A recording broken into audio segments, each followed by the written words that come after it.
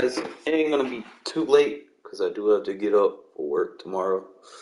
But I figure I can give y'all a more ingenuitive offense than people spamming gun tight. That's just lame. There's not a lot of plays in here that you can use, but there is a lot of motion formation changes that are built within it that are pretty secret. But we're going to get into that with a gameplay. I'm just going to kind of show you before we get started. I'll just go into the practice mode just to show you some of the things that I'm going to do that we can kind of take advantage of certain situations to add better pass protection or, create new run fits that we want to kind of take advantage of if I want to run the ball or something like that. We'll start with the right motions first.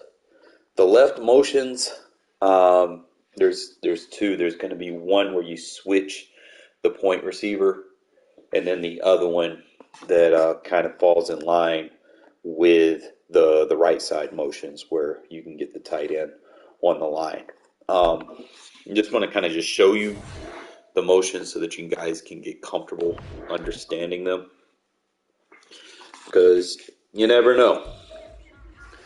There's a couple of things that I've been able to do in these last, within the last 2 months.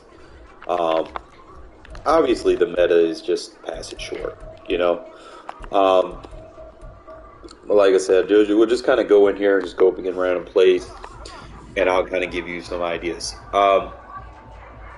One of the first things that we're going to go ahead and do, we're going to go ahead and just motion the outside receiver over. So when we motion his outside receiver over, you notice the tight end, he comes down to the line. So when he comes down to the line, then we have the ability to do the block release. We could, do some nice routes right there off the line, which is definitely going to be a positive. Another thing I like to do, which probably putting like a bullet delay drag, and we can still run this with the stuff that I like. I still like the vertical concept. If I can get a one-on-one, I'm still going to throw it downfield. But this is just going to give you extra protection in case you need it. That way you're not giving up, free sacks, or if you're holding on to it too late or whatever. But, you basically get your read. And you can kind of create, a gun-tight kind of feel to it. Just, you'll have the extra protection with it, which is plus. Also, if they don't line up correctly, notice how this tight end, there's nothing in front of him. Like, if they want to run a cover 3 on that, we could probably get that quick pass, but I might have to put a little touch on it because you don't want that linebacker lurking it. Just kind of play with it a little bit. But, just like I said, I want to open this playbook up a little bit more with these motions, see if I can create something.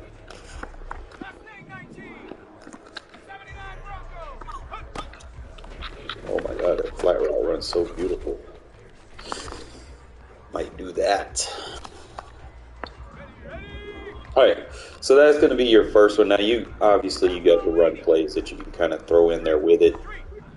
If you have anybody outside the tackle shoulder, you can motion them over where you can get that chip with the tight end so that you can run inside. Okay.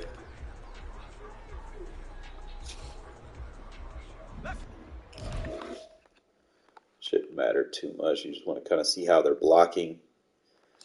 He gets a little bit of a chip, and I can follow him in case like the safety looms over there if he's like in a zone or something.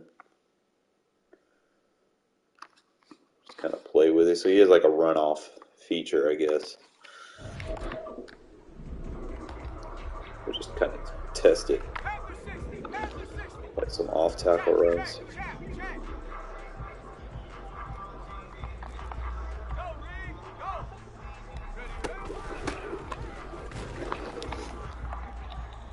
Obviously, they're going to be weak on that backside anyway, but I'm just, like I said, we're just testing.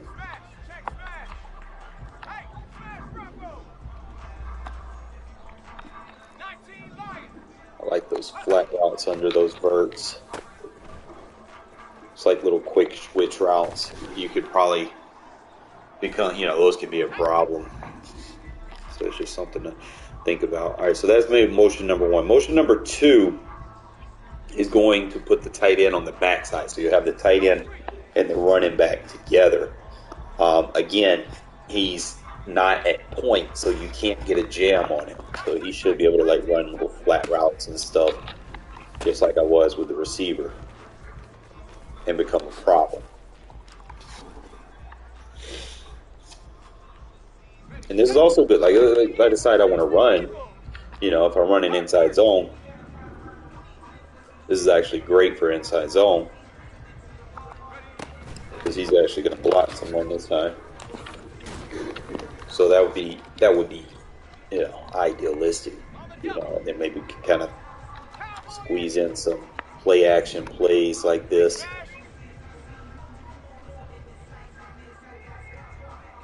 Probably just give him like a block release. Potentially it could be there. Might have to just play with it on a couple of.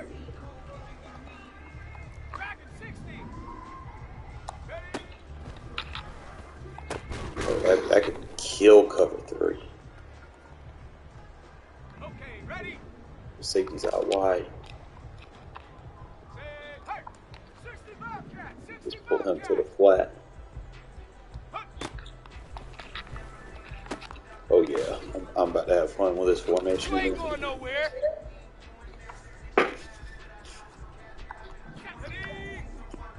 All right, so really the only thing that I see that's beneficial is just running the four verts with that. What's up, pretty boy? You can run the inside zone and the four verts with it. If you do anything with like the PA read, you're obviously going to have to run the slant.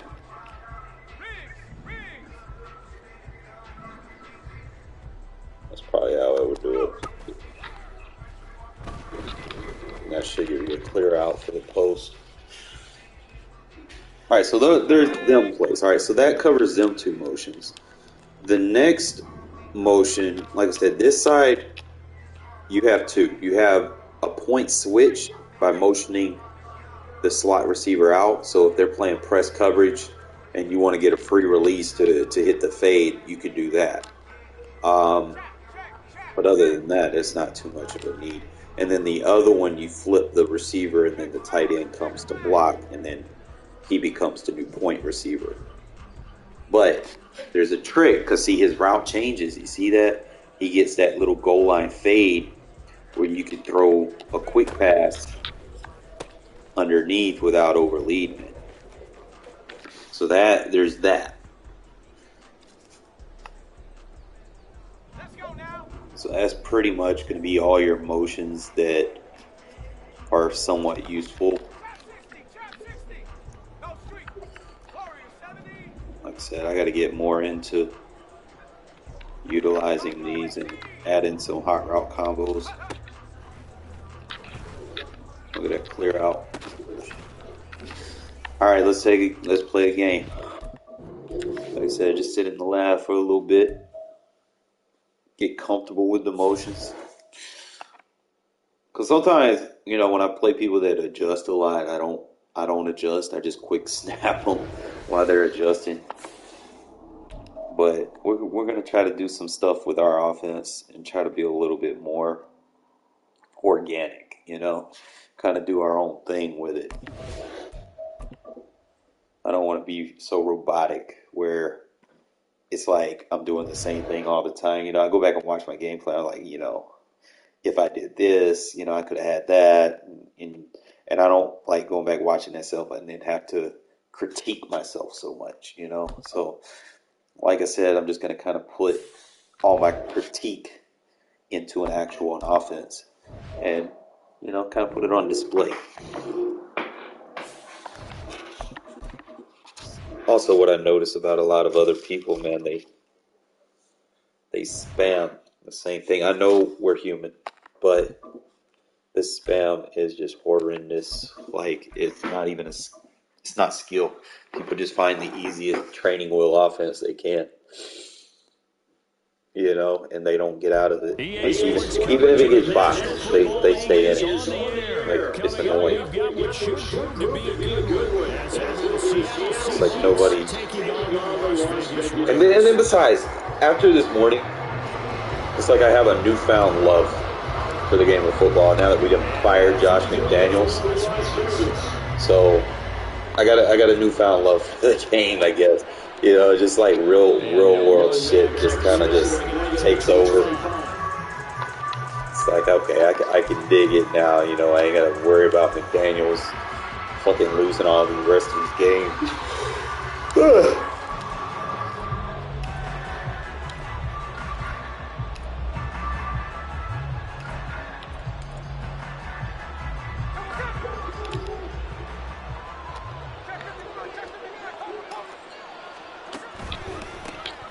Here's Walker to start the drive. And he fights forward for a modest 2-yard gain, second down.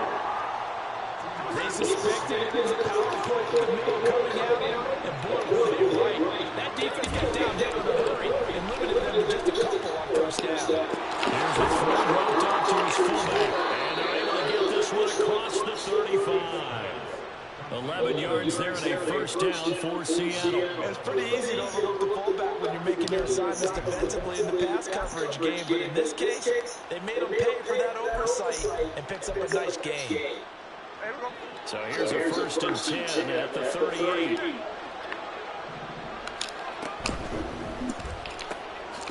They'll get this out wide to Metcalf. With these run-pass options, we often talk about a good quarterback and running back. Well, having a talented wide receiver helps also. Yeah, even coming in third in the discussion, sometimes that means he really should be first, because all you want to do is get the ball in their hands and let them make the big plays downfield. From the 46, here's 2nd down and 2.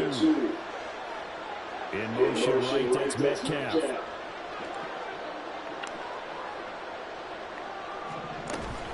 On 2nd down, it's Walker. And he'll get it out to midfield. He's spot it right in midfield at the 50. 4 yards the pickup, 1st down. 2nd and 2 is prime time for a little bit of a gamble, isn't it? Open up the playbook, go play action, toss that bad boy deep. But in this situation, go ahead and give it to your back. Let him pick up the 1st down. Keep the... Oh, he tries to give it to Metcalf, but it's intercepted. Down the right sideline. And he takes this one back. And it is a Raider defense delivers a score.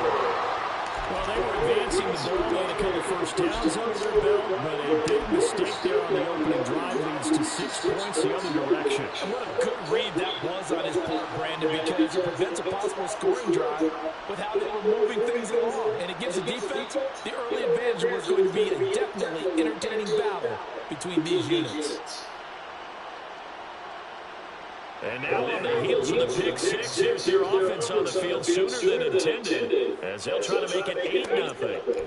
O'Connell's throwing for it, and he'll get in to make it 8-0.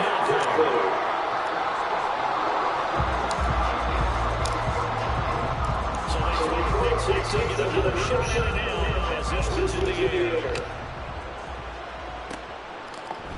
Coming out of the end zone, D. Eskridge. And he's able to get this across the 20 without one bunch as he's marked down officially at the 21.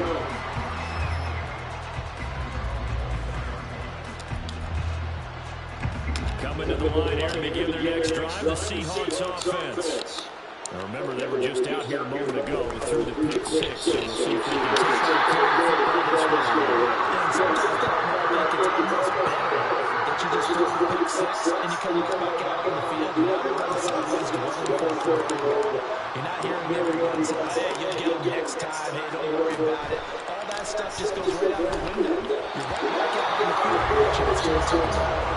Second down pass play there to the 2-2 lead.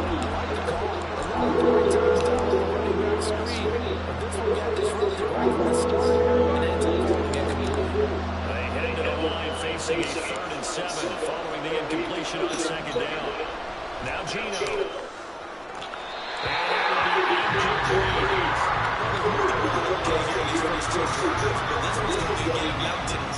They've got to start dialing up some plays that allow them to finish drives with points.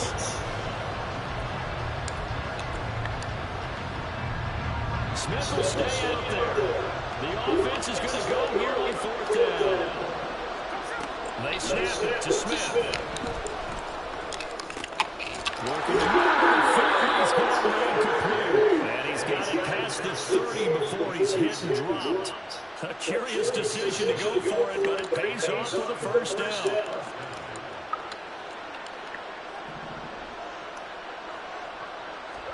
To the air again, Smith. And this is a quick slam to Rocket.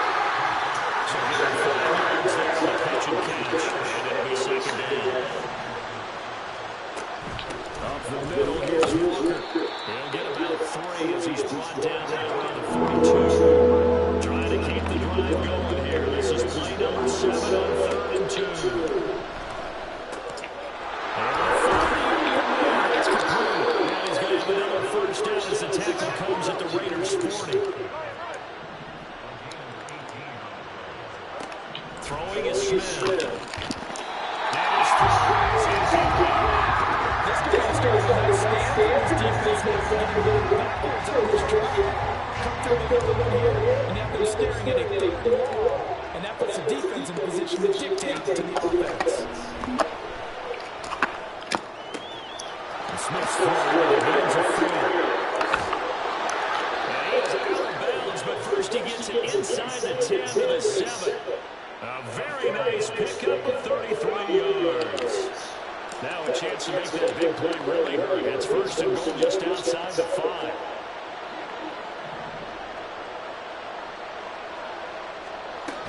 Here's Walker.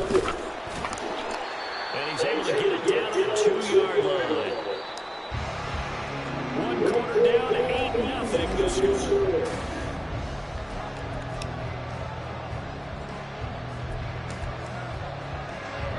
Second and goal, and they will try again from the 2-yard line. Outright to Smith and Jr. And this results in losing yardage back to the 3.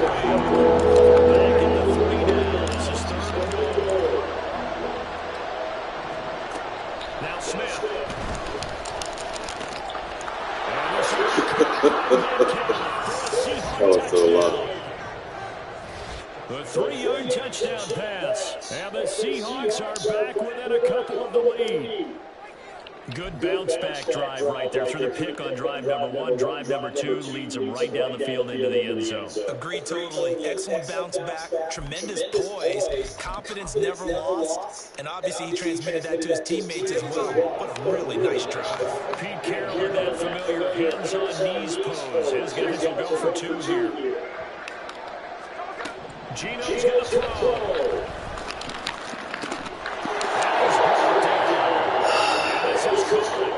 So they get the 2 points, and now we're even at 8-8.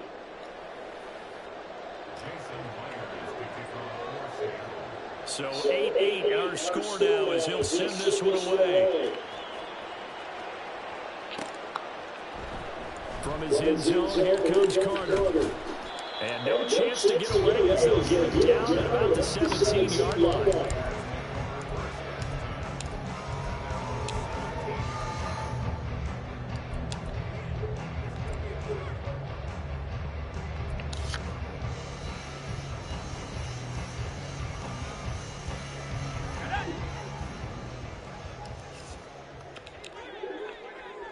In motion, left goes Myers.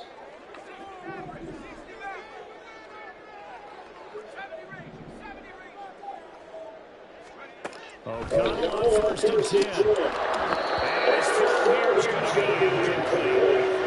It's not an easy job to catch passes when people are trying to tackle, not the ball away. But the bottom line is that's a pass he's got to have and a pass he should have caught. Now it's 2nd and 10. In motion, left goes Myers.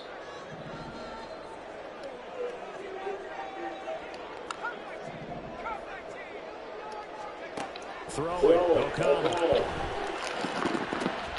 That was complete to McNamara. First down there, we pick up the 25. For a tight end, he's got good straight line speed, and on that route, he's often the guy that gets overlooked. Nice job there finding him in stride for really good yardage.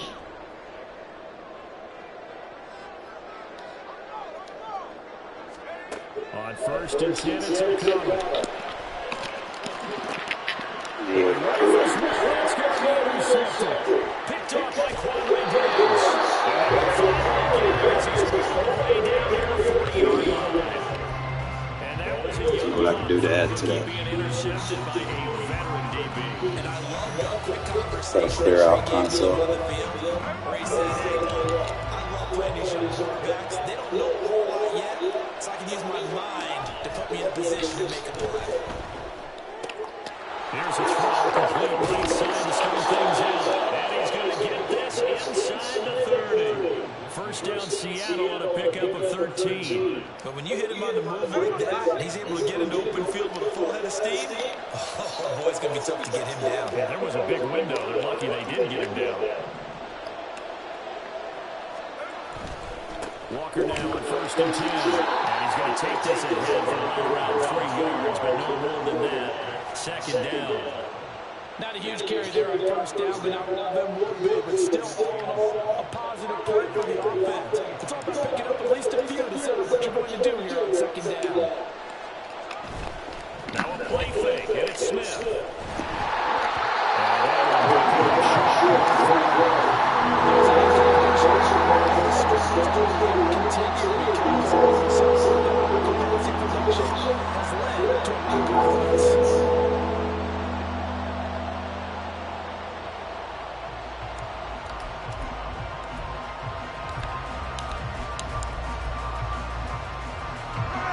This offense on third down today. They've been okay, 2 for 3 thus far. This is 3rd and 7. And he's caught. And he'll be taken down, but he does have first down yardage. It's a 9-yard gain, and it keeps the drive moving. So the ball down to the 16 here for first and 10.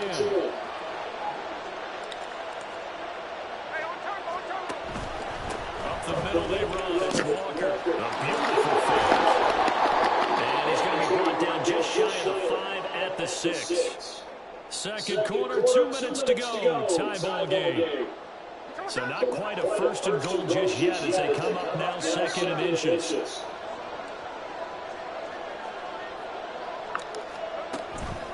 Sticking with Walker on 2nd down. What up, bro? Touchdown, Seahawks. Kenneth Walker, a 6-yard touchdown run. And the Seahawks have taken the lead. In as many coaches' meetings as we sit in, we hear the word finish all the time, don't we? And on that play, the back actually finished getting into the end zone, breaking the last tackle. Tried to wrap it up, tried to use the proper technique, just wasn't able to get it done. Myers connects on the PAT, and they will take a 7-point lead. And after the touchdown, here's Myers to boot it away. From his end zone, here comes Carter. And It should take that much stamina for Juki. That's ridiculous. Negative there, 4 yards.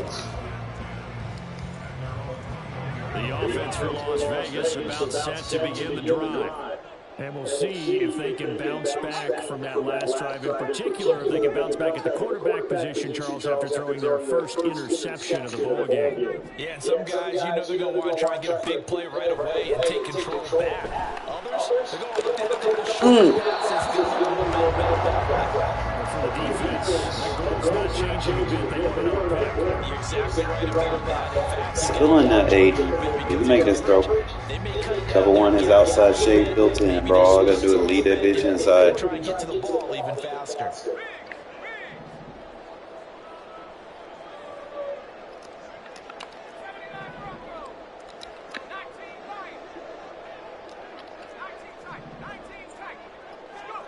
O'Connell back to the air second down. Dummy. That's Jacobs. That will go for 26 and a first down.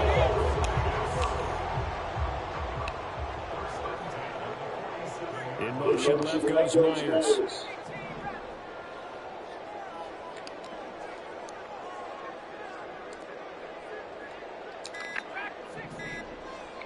They just do get the playoff as he'll look to throw. Same target. It's Jacobs again. The Raiders trying to run quickly, trying to get everybody back to the line. And once again, O'Connell back to throw. Gotta give me faster bullet animations.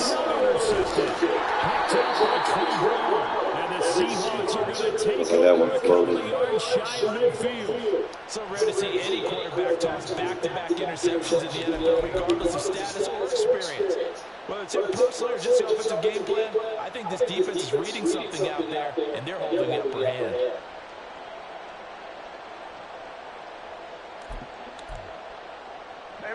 Here's the Seattle offense ready to get this drive underway.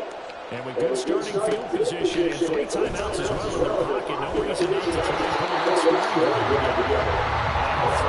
First down there, but it's incomplete. I think he had a little bit of until he was right up in his grill. I think he was a dentist there without a license, don't you?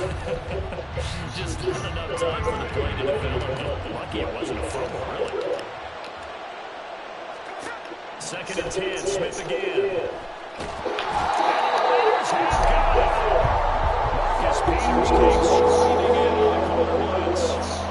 So what is going to happen in a big game? Well, that sack that point out the splash on his big 6 foot. You know he's thrilled to be making big plays. Doing a great individual effort today. And he'll be taken down at the 46-yard line. Time for a break. We have time. 2 quarters down. 2 still remain. We step aside. This is the NFL on EA Sports.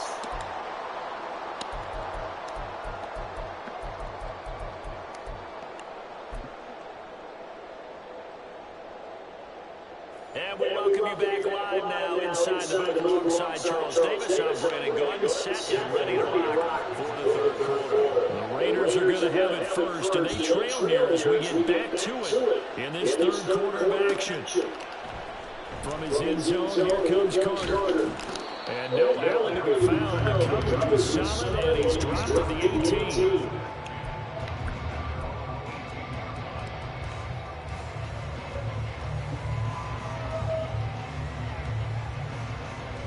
The Raider offense set to get this drive started. Well, Charles, we saw a pretty entertaining first half, close ball game. Remember there toward the end of the second quarter, the opposition scored to take the lead. Now we'll see if these guys can get a score of their own to regain that lead. Yeah, they want to have that type of a response, don't they? Because they're take control of the game. It's been thrown down. They want to see if they're ready to answer. In motion, left goes Myers.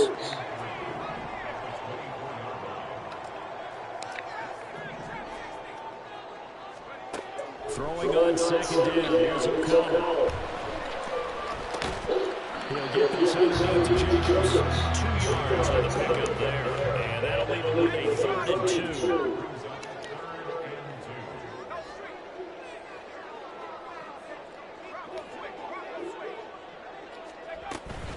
Trying to run forward with Jacobs. And he's going to his first down. He's going to lose that one.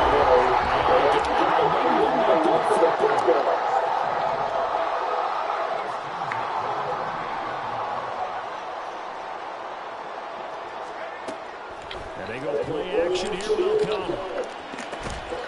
And he takes us up to the 40-yard line before being pulled out. Throwing on first down, O'Connell. That's caught by Myers. And he's able to get this to the 40-yard line before he's out of bounds. A good pickup there, 21 yards. It's taken a while for his offense to get going, a little creaky at the start, but they're oiled up now. A nice throw there, and they're really putting together a good drive.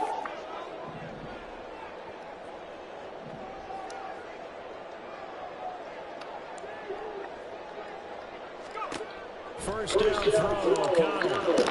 Well, momentary speed right there, but that throw, the defense had other ideas, and they're trying to mount a smart stand before this drive reaches the end zone.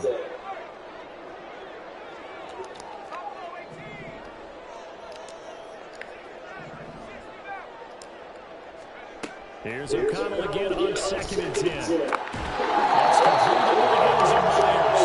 And he gets this to the 35. Good for a gain of 5.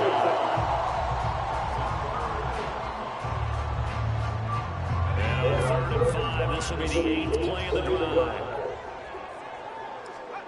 Now it's O'Connell. Pass to the side. And he's going to be down inside the 20 and the 15. Back-to-back receptions for him, and it's another first down. I can't help but chuckle a little bit because at this point, it can't be a surprise to anyone in the building who's going to get the ball. They just keep feeding him over and over, and he just keeps on delivering. The swing of the ball changes. And enter inside the 10 as he's brought down at the 9. This is a 2nd and 4, ball at the 9. Here's O'Connell.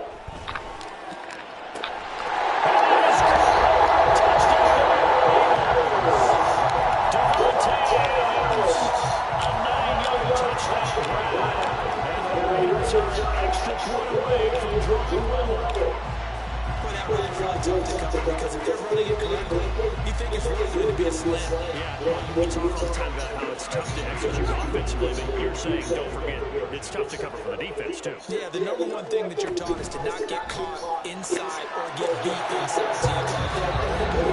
It's like you have a more space down outside if you start trying initially inside if you're receiving. I guess the touchdown wasn't enough.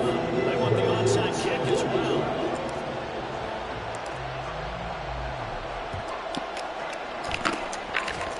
And the Seahawks looks like they've recovered. They have. And that's why you have your hands team out there on the field. Those are the best guys ready to make that play. And let's face it, it was executed well. It wasn't a bad kick. It wasn't anything like that. Just that the normal outcome actually came to play. Analytics will tell you it's a very low possibility of getting the ball for the team kicking it in an onside kick situation. You're all about the numbers, aren't you? All about the numbers, baby. It's a new game now. They don't lie. Straight ahead, Walker. And only able to get 2 here. Stopped at the 30. They'd love to just strike back with a touchdown right here. And if it's a long play, so be it. But the main goal, get a couple of first downs, run some plays, run some clock, allow their defense to get a chance to catch their breath, settle down, and relax a little bit after they just gave up the score.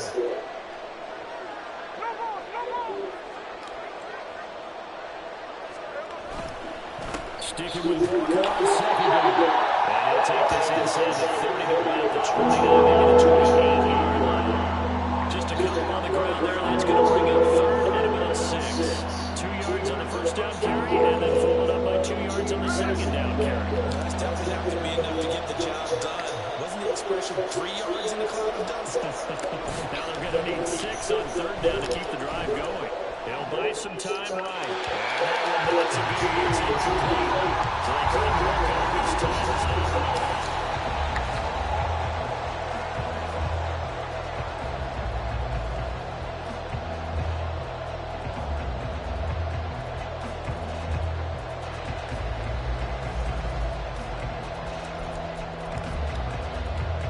So on now comes the kicker.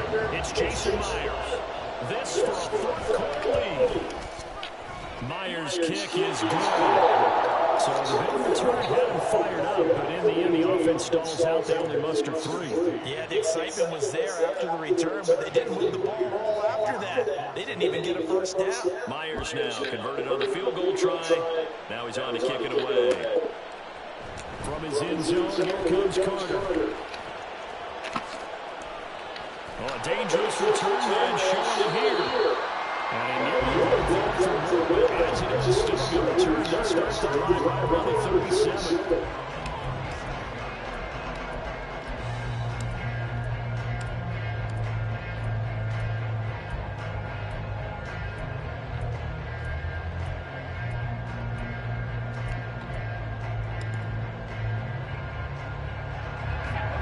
The Las Vegas offense ready to start this next drive.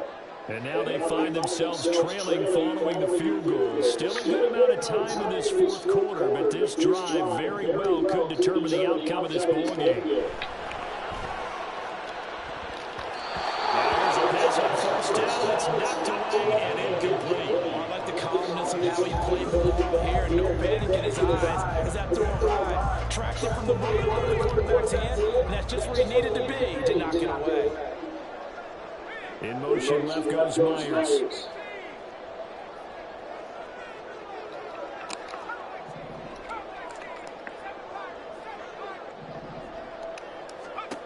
O'Connell now on 2nd and 10.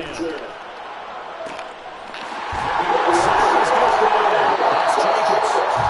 He takes this one. It's a 31-yard gain. This play is a thing of beauty when it works as designed because they let the running back slip out of the backfield and hit down the sideline on the wheel route. Number one, it's easy for him to get lost. And number two, really tough for the linebacker to run with it. And this ball is right on the money and leads to a big play. And he'll be a couple yards shy of the red zone here at the 22-yard line. Under 4 to go now as the clock runs and they come up on 2nd down.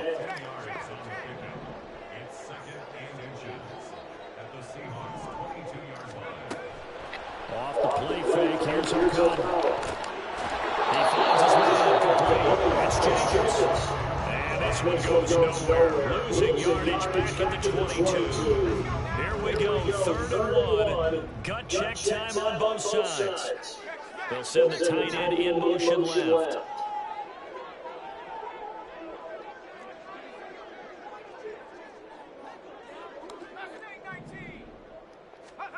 On 3rd and 1, O'Connell. It's incomplete. Took a shot, couldn't connect. Just because you got the lead, doesn't mean you have to play it safe. I like the aggressive play call there to push it downfield. That time, it didn't work out.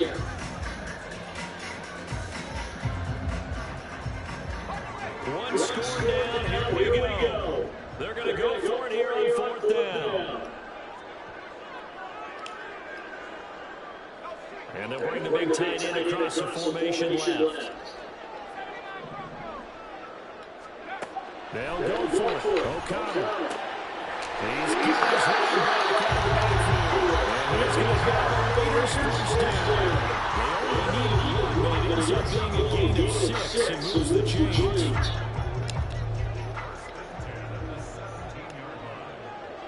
In motion, left goes Myers.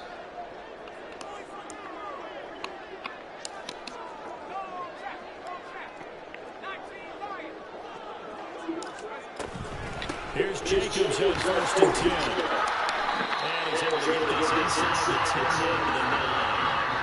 Up right under this type of running back. I mean, this size, this intensity usually gets better as the game goes on. I just tell you from experience, the first few quarters, oh, you're eager. You come running up there, I'm going to tackle this guy. By the 4th quarter, you're coming up and thinking about it. And D-line wearing down 4th quarter. Yeah, that's not a guy they want to see consistently. Here's 2nd down and 3.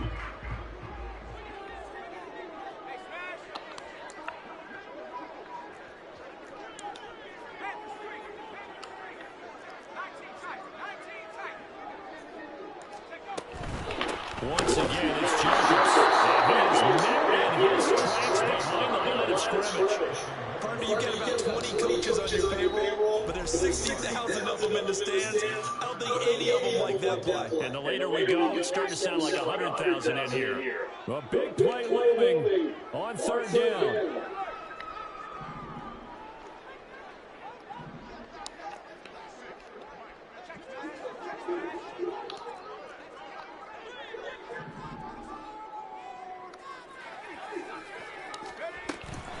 Running straight ahead is Jacobs. And this has been a familiar sight all afternoon as they stop him behind the line. There's no question that coming into this game, this defense is pretty vocal about its desire to take this running back out of his game. And all that pregame moving has turned into results. Where will the pressure come from? 4th and 6 now. O'Connell. Oh, we get a flag? Yeah, don't want to put flags.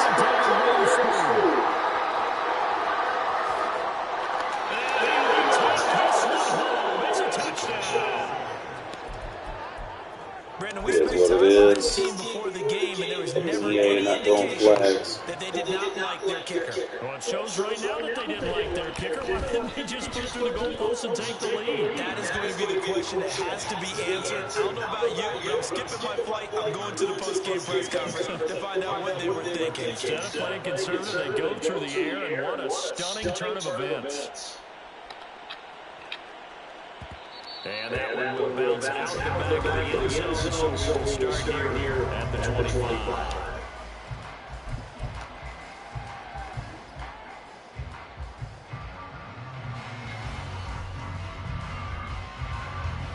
This is first and 10. Here's O'Connell. Now a desperation throw deep downfield. That's going to be knocked away, incomplete. That was what they needed to connect on. They're down, but not quite out. So you have to figure, with under 2 minutes to play, they need to hit on something in very short order. Under 90 seconds to go. Here's second and 10. To throw here, O'Connell. He's going to let it fly. Well, this is tricky, and it's complete. The Raiders going to use one more timeout as they'll get a chance to talk it over after picking up the first down.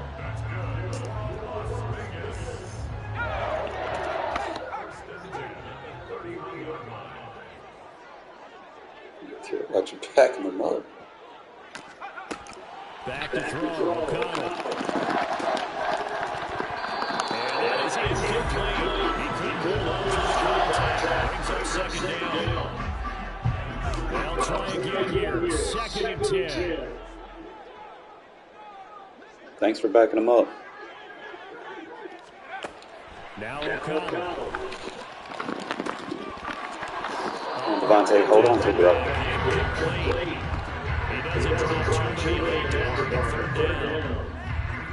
Back-to-back incompletions, but we know this is definitely fourth down territory. Time not on their side. I don't think they want to try to get the first down in 2 installments. I think they got to go and get it right here, right now.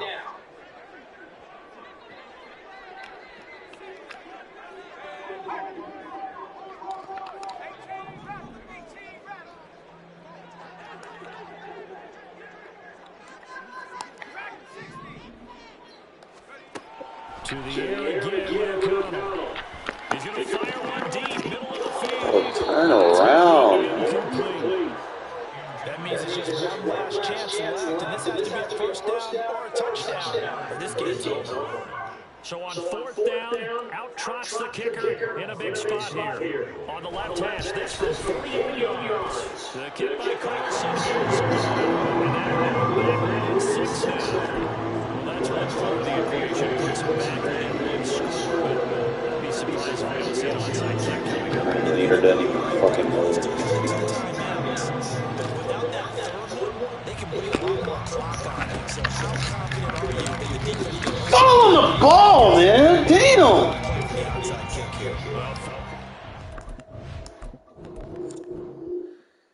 Bro, like they fucking nerfed onside kicking, bro. That's wild. Can't do laterals. Fucking dude will throw it on the ground. Fucking onside kicking, that shit don't fucking work no more. It is what it is. I played that perfectly too, man. Just fucking fall on the ball, man.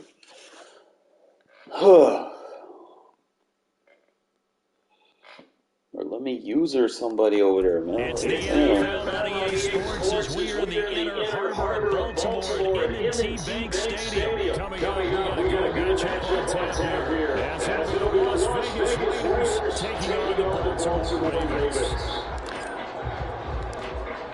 set to go now on a beautiful sunny afternoon. And off we go from M&T Bank Stadium.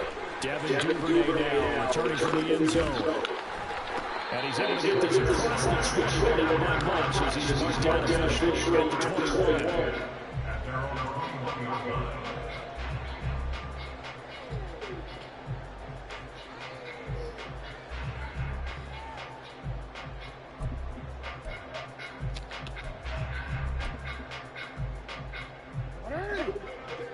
No, we changed it.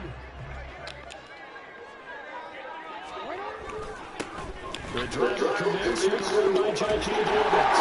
And he's going to get this one across the 30. Browns scores the 41 now, first and 10. On the counter now, it's Dobbins. And he gets forward up the middle, but only for a couple. Second down. From the 33, here's second down and 8.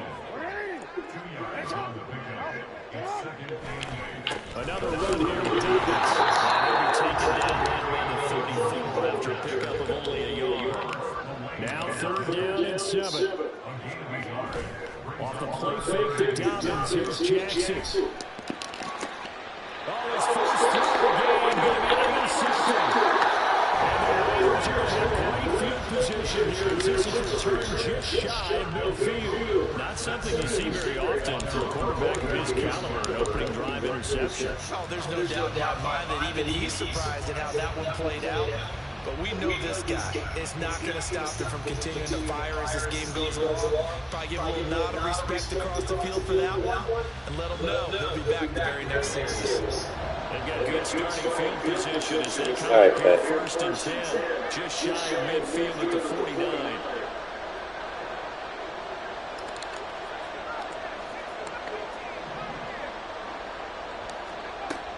From the shotgun, O'Connell. Open man right side, Myers. And past the 45, will be dropped a yard too shy of the 30. 19 yards there for the catch and run. And this was a nice example of an offensive coordinator scheming his guy open. Just a little underneath route, just trying to free up some space, and it worked awfully well.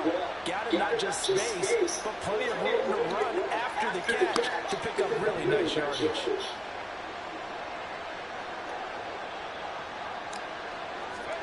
O'Connell on first and 10. Short throw, that's one before he crosses home out of bounds. They've got another first down. The Raider passing game clicking on all cylinders right now. In motion left goes Myers.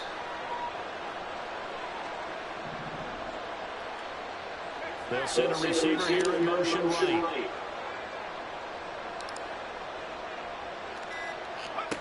O'Connell looking to throw on first.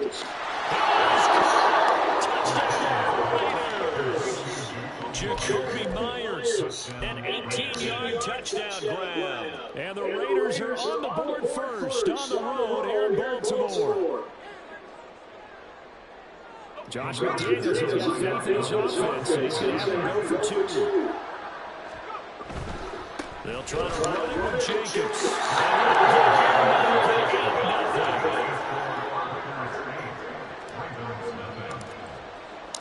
On as the Raider kickoff unit now as they will send this one away. No run back here for Duvernay. Touchback out to the 25.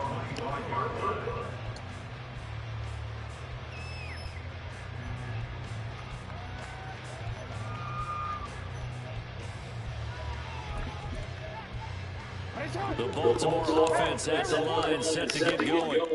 They threw an interception the first time they had the football. Wound up leading to a touchdown the other way. How do you approach drive number 2? Going back to your game plan coming in, everyone has matchups that they like better than others. Where they think they have an advantage, dial up some of those plays. Try and go to those spots and get your offense moving.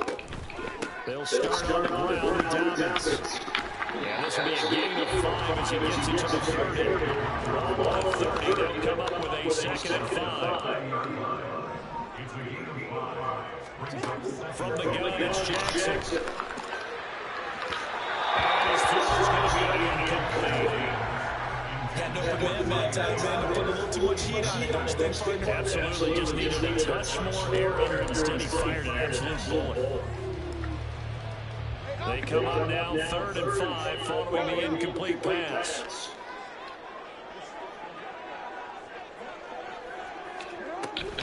Jackson on the give to Dobbins. And down he goes when he takes off to 10 yards there. First down. They came into this game saying it was important. They set the tone and showed that they can be more important. I believe that they did that here in the first quarter.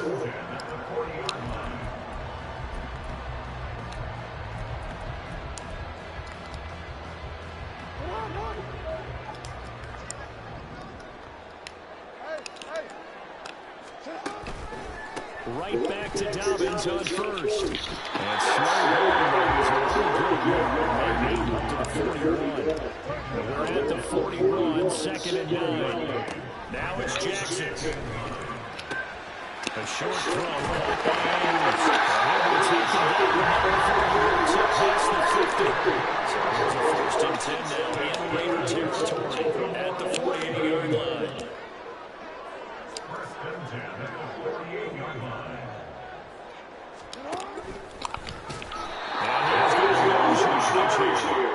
Hustling through to break that play up, Max Crosby. Sometimes you just sit back and marvel at what he can do defensively. Speed, strength, quickness, he's the whole package. And that package just wrapped up the runner for a loss. On 2nd down, a run with Dobbins.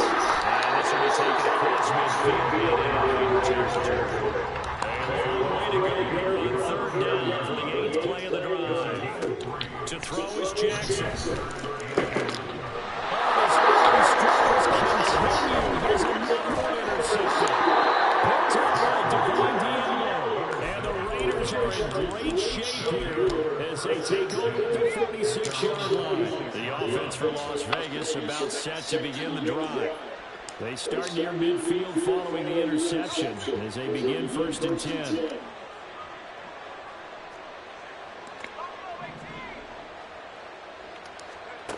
On 1st and 10, it's O'Connell. He'll rifle this one deep right side. And this is intercepted. Come on, Myers. Picked off by Ronald Darby. Jackson and the Ravens come up now 1st and 10 at their own 17-yard line.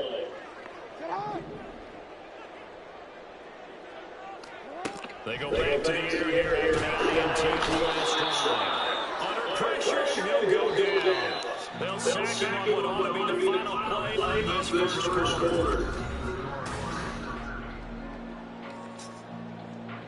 After the sack, it's 2nd and 19, and the road gets a bit tougher from here. Now it's Jackson. A look in deep here for Flowers. And it'll be incomplete. Trying to dial up the long one way out there, but it'll be 3rd down. As we've seen, their first 2 drives didn't yield anything points-wise. Certainly feels like they think to themselves, it's time to open this thing up, taking the big shot downfield. The Ravens on 3rd down. Just 1 for 3 thus far. This will be 3rd and 19.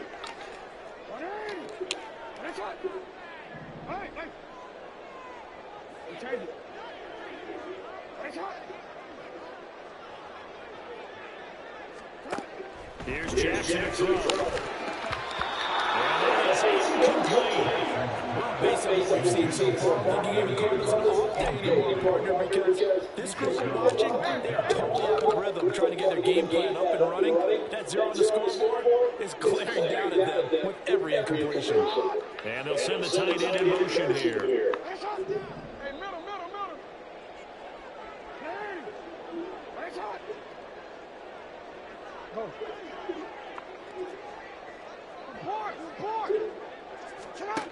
Fourth down, here's Jackson.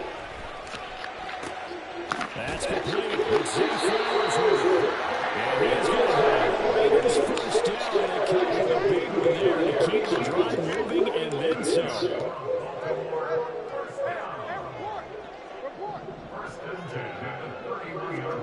To throw again is Jackson.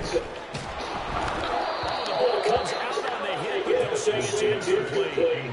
Part of what we're seeing so far is the defense is certainly coordinated. Both levels doing their jobs in tandem. The back helping the front helping the back. The pressure got home on that last play and forced him to try and throw through contact and short of the sticks.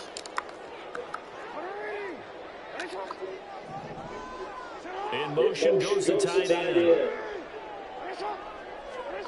Jackson now on 2nd and 10. He's got his man downfield. That's Bateman. It's a big play for 50 yards. So big plays against him. Down at 20 now for 1st and 10.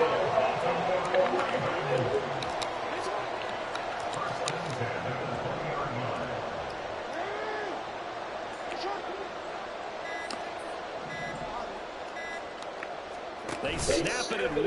Now it's Jackson. And the timing of that time is able to hold it around. Well, this is a half where not just the coverage, but the entire defense is setting the tone in this game. After the incompletion, here's 2nd and 10 from the 20.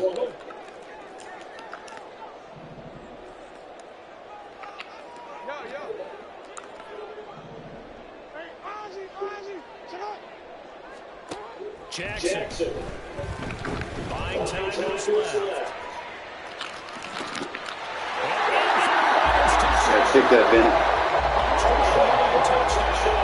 And the Ravens have come back to make it a 2-point game.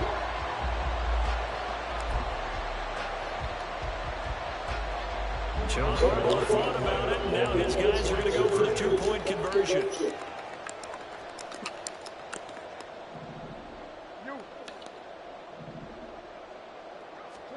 Jackson here is going to look to throw. Flush to his right. There you go, Benny. Let me get you get back.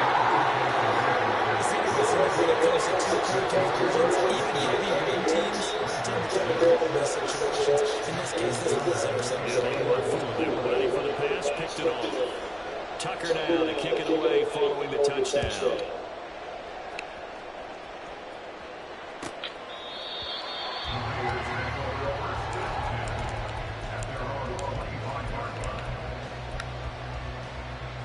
The Raider offense set to get this drive started.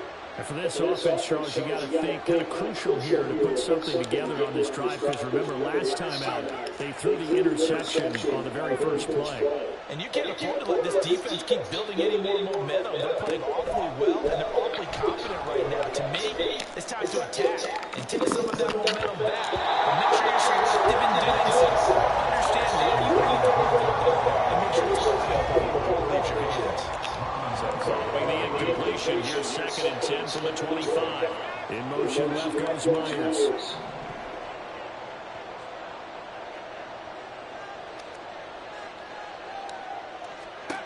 O'Connell now on 2nd and 10. Short throw, that's one by Mayer. He's going to be dropped forward and pick up a 7 past the 30 to the 32. They'll send a receiver in motion left.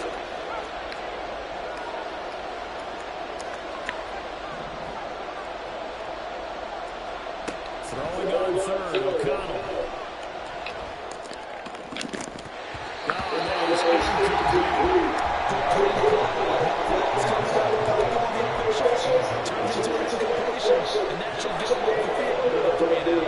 The offense is not leaving the field. They're going to stay out and go for it on 4th and 3.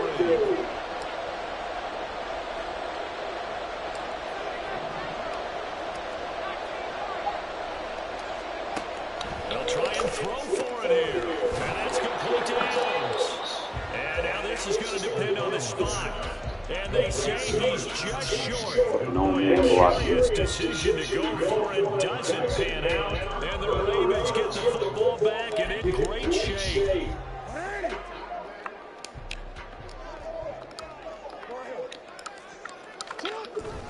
On 1st and 10, it's Dallas.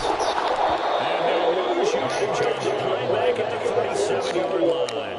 So the opening play of the drive goes backwards. Now they'll come up on 2nd and 12. Here's Jackson. And he's going to be intercepted the third time. Picked off by Trayvon there.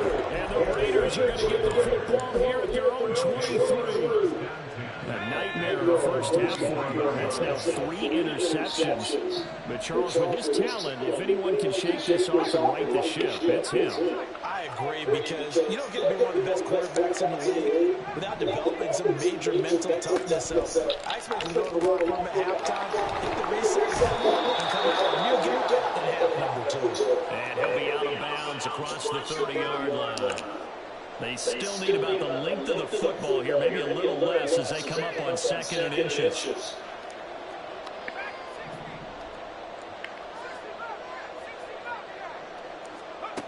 Out of the shotgun, here's O'Connell. He gets it right back to Miller. And he gets this up across the 35 before he's out of bounds.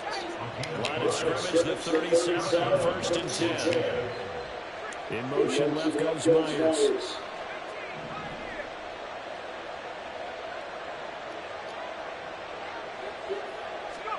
Throwing on 1st down, O'Connell. That's complete into the hands of Myers.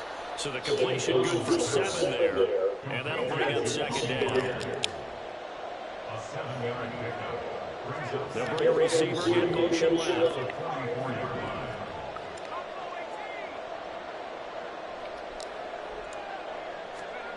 O'Connell looking to throw yet again.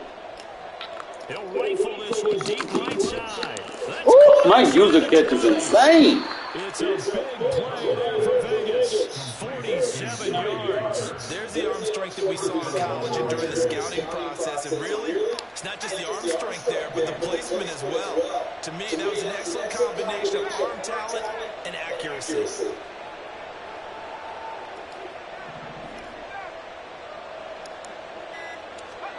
Now it's O'Connell. And this is touchdown, Raiders. Trey Tucker, a 9-yard touchdown grab. And the Raiders will extend the lead in the final minute of the half. Josh McDaniels has got faith in his offense, and he's going to have him go for 2. They'll try to run it in with a goal. Split the difference in the right.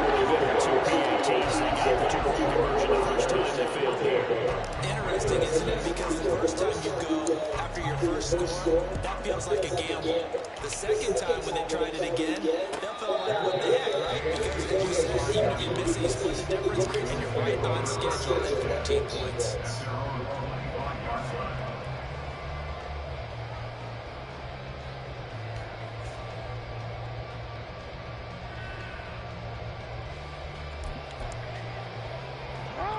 The Raven offense set at the line for this next drive.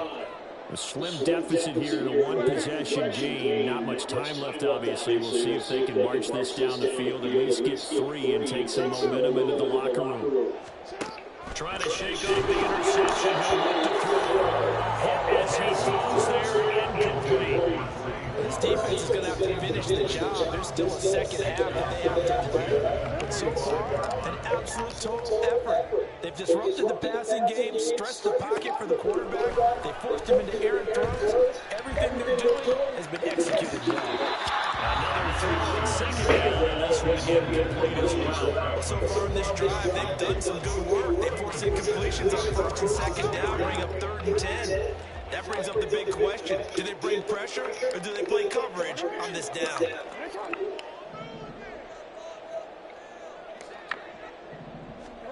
On 3rd down, Jackson. They're going to be incomplete. Give them credit for excellent coverage, tight coverage. They're doing a lot of things that we talk about in basketball. They're causing disruptions in the passing game. And as long as that continues, it'll be tough for them to gain any momentum throwing the ball downfield.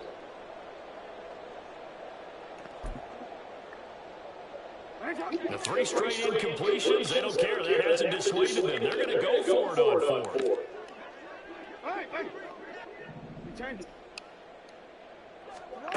They're indeed going for it as they look to throw. And that is incomplete, but a penalty flag. Bro, that is so fucking fake. It's going to be a first down. disciplined defensively on 4th down, and now that leads to a 1st and 10.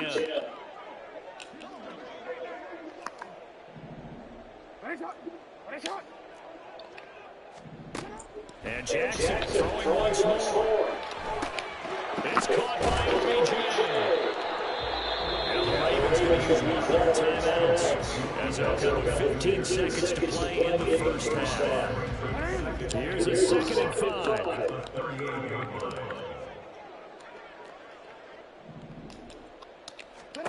Now Jackson. Eluding the pressure right. That'll be incomplete.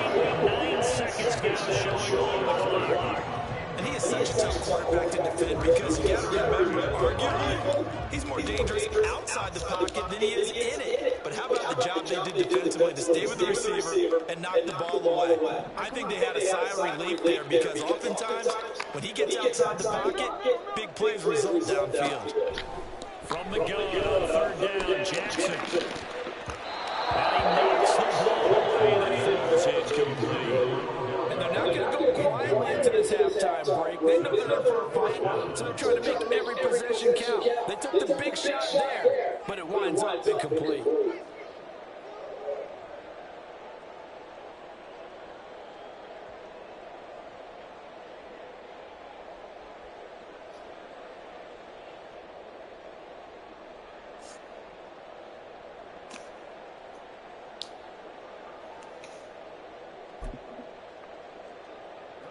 And likely time for one final play here in the half, so they will go for it on 4th down. Final play of the half here. It's Jackson. And it's incomplete. They cannot convert, and they turn it over. So we've hit intermission. It's halftime. This is the NFL, and it's a presentation of EA Sports.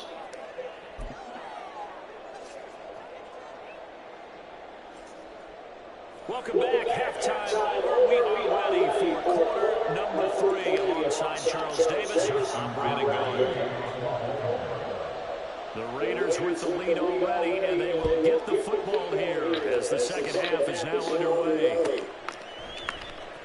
From his end zone, here comes Carter. And this return will net positive as he gets past the 25 and up to the 27-yard line. The Las Vegas offense ready to start this next drive. And Charles, they've got the lead. Put your coaching hat on here now. What's the game plan for the second half? I think getting the running game going a little bit more because I thought in the first half they didn't get it moving the way that they would like. They had success throwing it. But I think these first couple of drives, they'll want to get those running backs going and give them more opportunities. And I will guarantee you that those guys are lobbying for them in the locker room at halftime. So the big play was all the way across midfield to the 50 now for 1st and 10.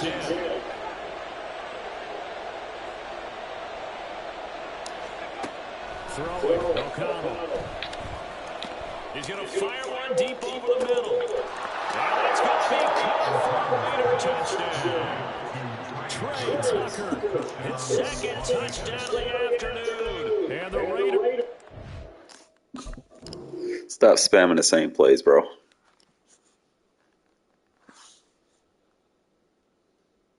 Adapt. Learn how to fucking play.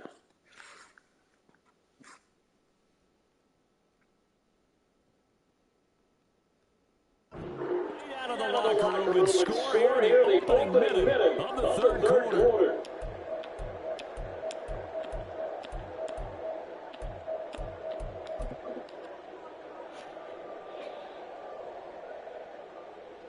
Josh McDaniels has got faith in his offense. He's going to have him go for 2.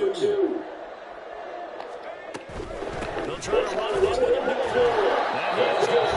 No, he's in there. He just couldn't keep churning those extra few inches.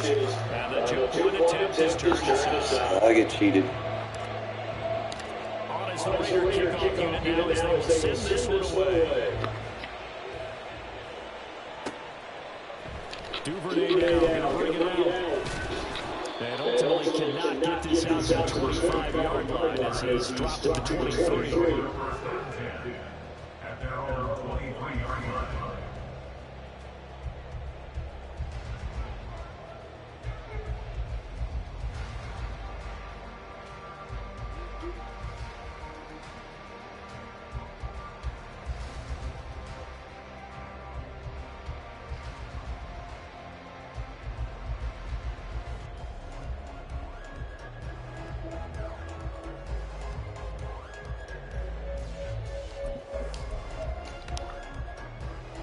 The Baltimore offense at the line, set to get going.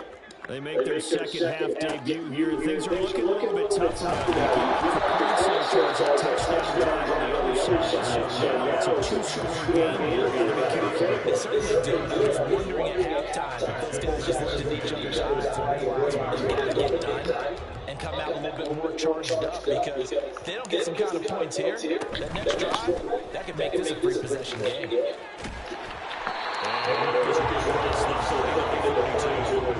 This offense in desperate need of a conversion as they come up on third down. To throw is Jackson. Working the middle of the field. He's got man coverage. And he will have the Ravens first down as they're able to get the third down conversion. Now Jackson on first down. They'll run the screen with Mitchell. And he'll be taken down, but not before he gets into enemy territory. So here's a 1st and 10 now in Raider territory at the 47. They'll send a receiver in motion to the right.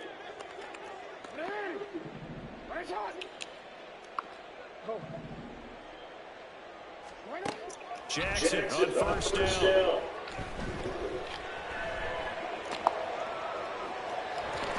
And he's got this down the yard or two short from 40 or 10 pounds. He'll get 5 out of the scramble at second down.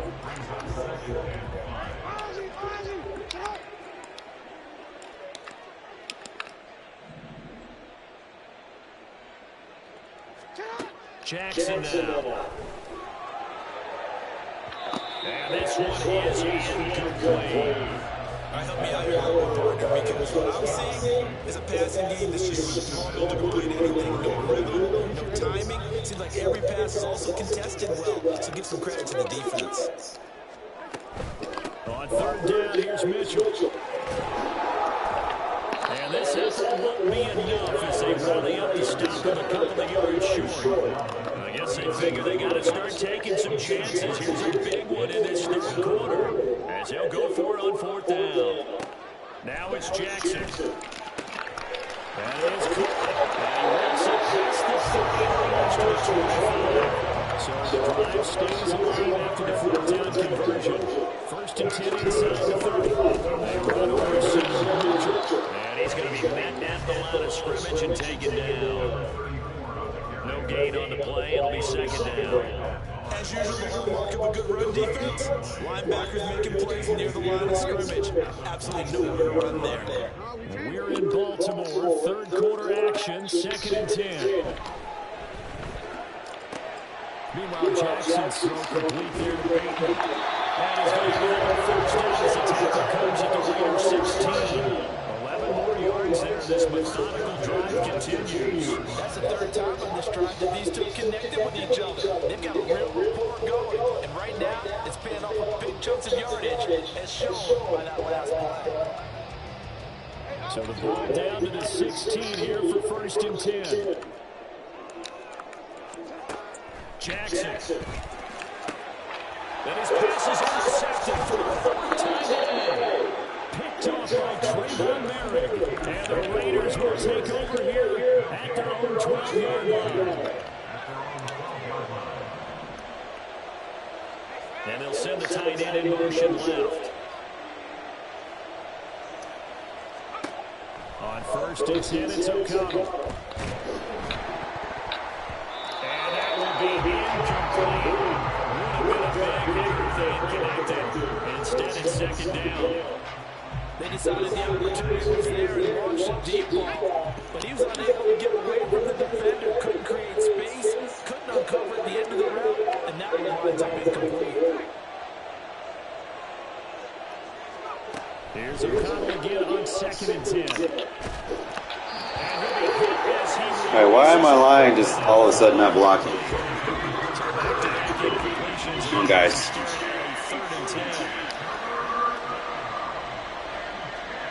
In motion, left goes Myers.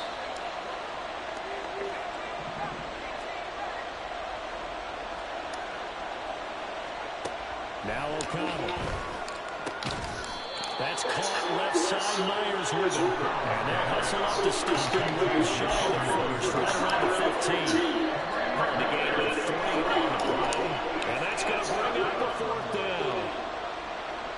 They'll bring a receiver in motion left. And as they come to the line, they will not be able to get off another play.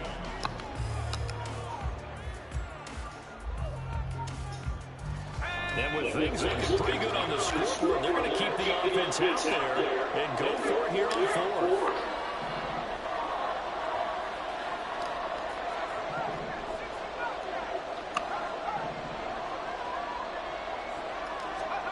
They'll go for it. O'Connell.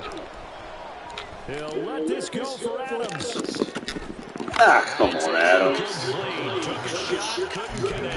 Cut it a little inside. We got him. 4th down, but to no avail. And now the football's going to go over, already being placed at the 15-yard line. Line of scrimmage, the 15. It's 1st and 10.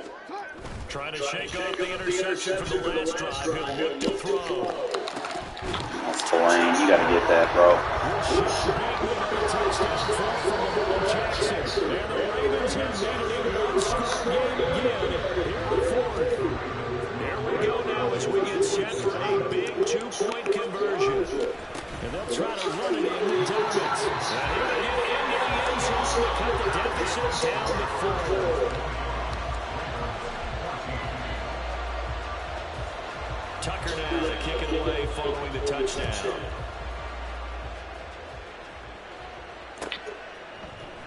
From his end zone, here comes Carter. And not a great return here. He'll make it back all the way to the 10-yard line. Anytime you feel the kickoff inside your own end zone, you've got to be decisive about whether you're bringing it out or not. Sometimes that indecision can really cost you. That may have been what happened on that play. The offense for Las Vegas about set to begin the drive. They're holding on right now to that slim advantage in a one-score game. And you hear a lot about 2-minute offense and 4-minute offense. Obviously, the 4-minute offense applies here. How do they run that effectively? Yeah, really what the 4-minute offense is you're just trying to grind the clock. So you want consistent gains, steady gains. Doesn't have to be big plays, but it has to be plays that gets first downs and keeps the ball away from your opponent. But certainly throwing the ball is in the mix here. It certainly is. Just make sure you're careful with it. And again, get those first downs, keep possession of the football.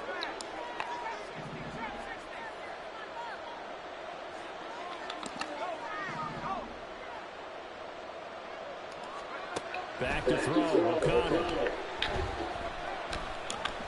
He's going to fire this thing deep right sideline. And that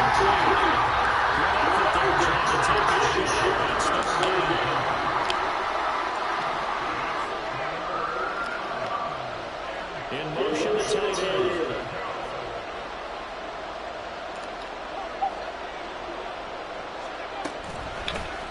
On 3rd down, here comes Jacobs. And he's going to be taken down here still. First. The offense staying out. They're going to go on 4th and 2. In motion, right goes Adams.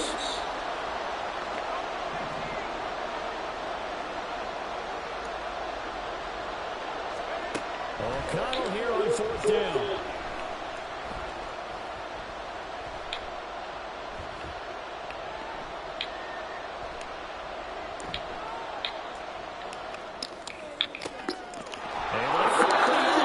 That's complete. And he's got it past the 30 before he's hit and dropped. We couldn't ask for much more at this point in the second half. A gorgeous day, one-score game. 1st and 10 here.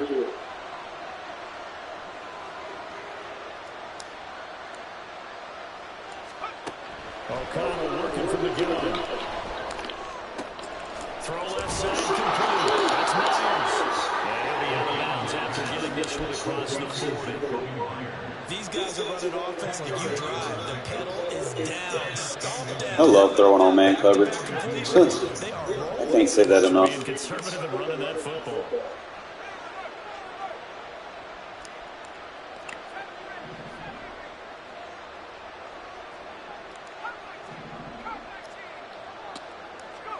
To throw here, O'Connell.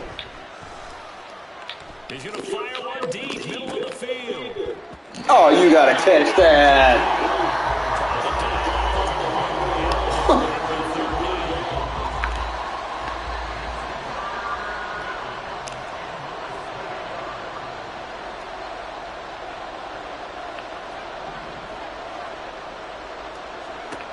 Here's O'Connell looking to throw it. He's got his target. That's complete. And he's going to have the Raiders first down as he's able to get about 3 that time on 3rd and inches. O'Connell looking to throw yet again. Looking deep for Adams.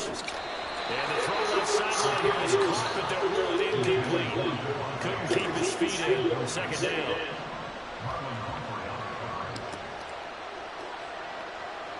They'll send a receiver in motion to the left.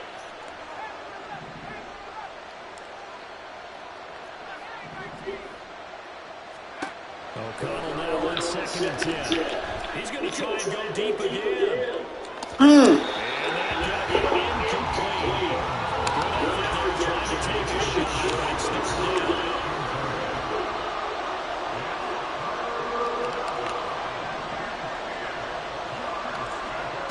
And O'Connell now to throw. And incomplete. I think it's safe to say that there's some decisions out there so far. First and throws with tight coverage. He's already been picked off in this game. 4th down now. No free play. Not that another turnover on his ledger. He'll rifle this one deep right side. And that'll be incomplete. The flag was down, so they took a shot, thinking it's on the defense. Let's see. And here's a big one now. Trying to hold this lead. They're going to go for it here on 4th down. From the midfield strike, they'll look to throw. Open Myers, Jacoby Myers. He's got it. And he is Fucking love throwing on man coverage. 40, not quite to the 35. That one a backbreaker as they wind up converting there on 4th. Not totally home free yet, but it's looking good as they come up 1st and 10.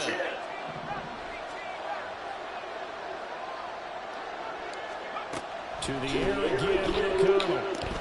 He's going to fire one deep over the middle. Keep playing man, though. It's a touchdown. So whatever happened to rookie quarterbacks taking time to adjust to life in the NFL? Because this guy looks like he's been doing it for about, what, 7 years? 4 touchdown passes? That's not something rookies are supposed to be doing the ease in which he's doing it. And he's got it. So the 2-point conversion is good. And they add Keep playing man. 4th quarter lead. And around the goal It's going to cost you the game. 2-point try. Sometimes the QB's best friend is that big target, the tight end. I love how you described it because you know he's going to have some length and some catch radius as well as a big body to keep people away from the football. The Ravens take over 1st and 10 at their own 25-yard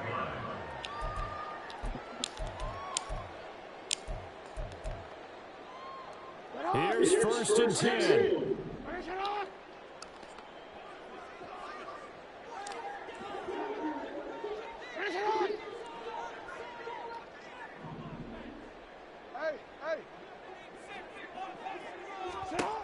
Throwing, Jackson. That is incomplete. You know the motions create block sheds, right? If you're going to motion, you better really be on your shit. While avoiding any risk of a flag.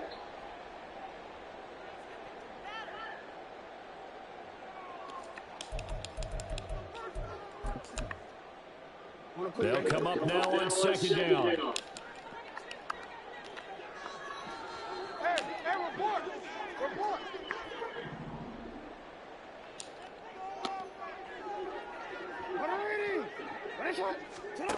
Jackson.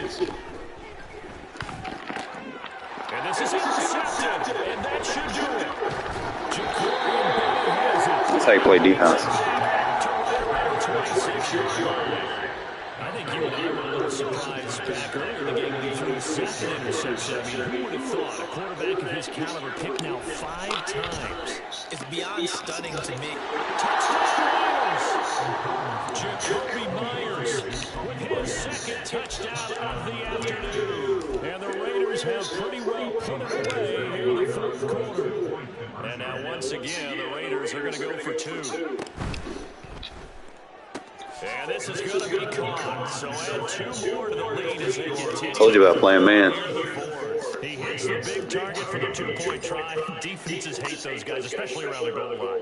It's hard to decide who you're going to put on him. Are you going to put a smaller corner on him? Are you going to put a safety that doesn't have maybe the same coverage skills? How about a linebacker? He may have the size, but he's not used to really covering in space. That's why the tight end gives you such a great advantage when you're throwing the football. I think adding these new wrinkles help tremendously.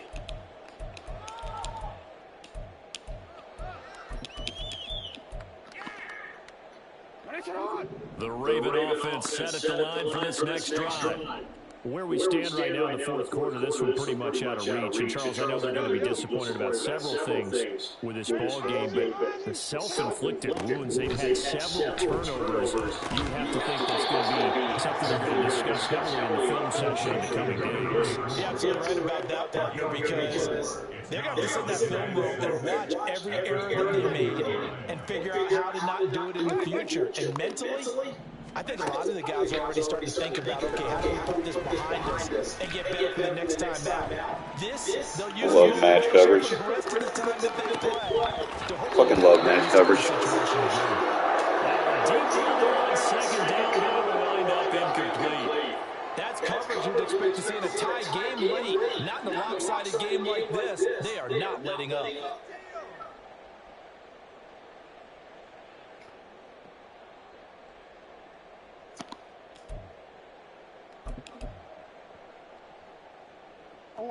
So after the second down incompletion, they'll come up now against a 3rd and 6. Throwing is Jackson. Open man is beaten. It's complete. Now the Ravens going to use one more timeouts as they get under a minute to go now in the football game. I can put my defensive cap on right now, and I know they're saying don't give up any big plays now. They control this game throughout, and all they want to do is see it through to the end. I think they let their guard down a little bit with that last completion. Sometimes when you try not to give up bigger plays, you don't react as fast as you should on other throws. And the trend continues here in the fourth like it was in the first, second, and third. He's had nowhere to go. And you're probably thinking to yourself, why do they keep feeding him the football? Well, they trust him first and foremost. They do believe that over time he might actually pop one of these runs. But bottom line is he takes care of the ball well for them, so they'll keep handing it to him.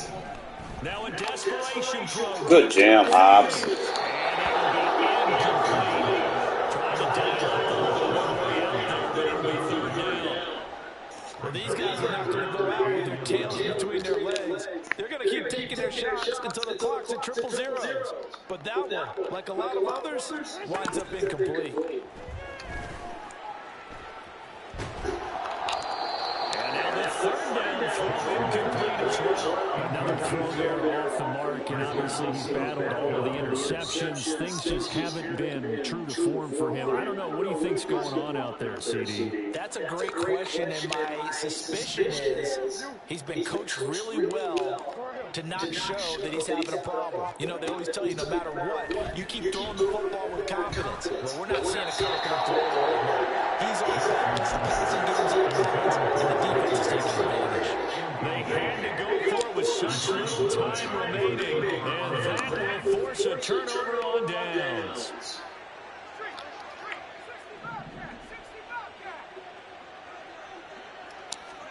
That one looks like he'll throw here. The short throw, that's hard by Miller.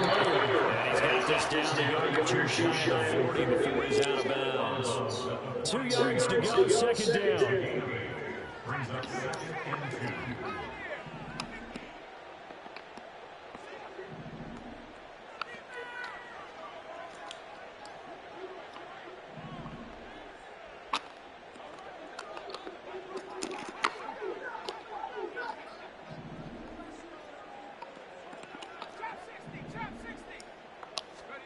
Here's O'Connell. He'll let this go for Adams. Oh, that was low. And I think that one might have been intercepted, but he will be out of bounds. So this will go right as incomplete. After the incompletion, here now, 3rd and 2.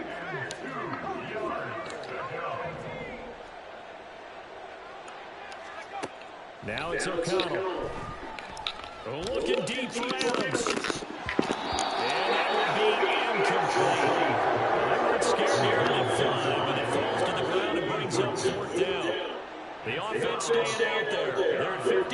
2 for 4 thus far in the game. What can they do here on 4th down?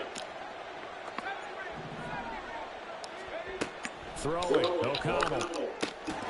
Short throw, that's holding by Bro, get the fucking first down. The defense says they stopped him, and they did. The Raiders trying on 4th down, but to no avail. And the Ravens are going to get the football back. The Baltimore offense at the line, set to get going. Throwing on 1st down, it's Jackson. And he takes a shot on the release as this will be incomplete. What we just saw there, that's really been a common theme all afternoon. A lot of pressure. That forced the errant pass. He's been under duress this entire afternoon. He just had to unload that when he's fortunate it was just incomplete and not intercepted.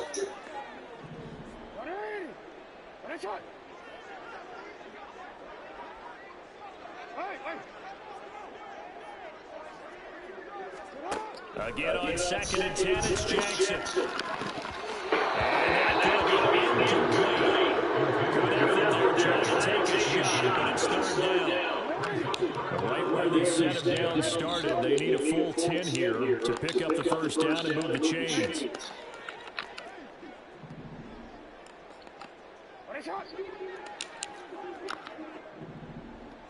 Hey, middle.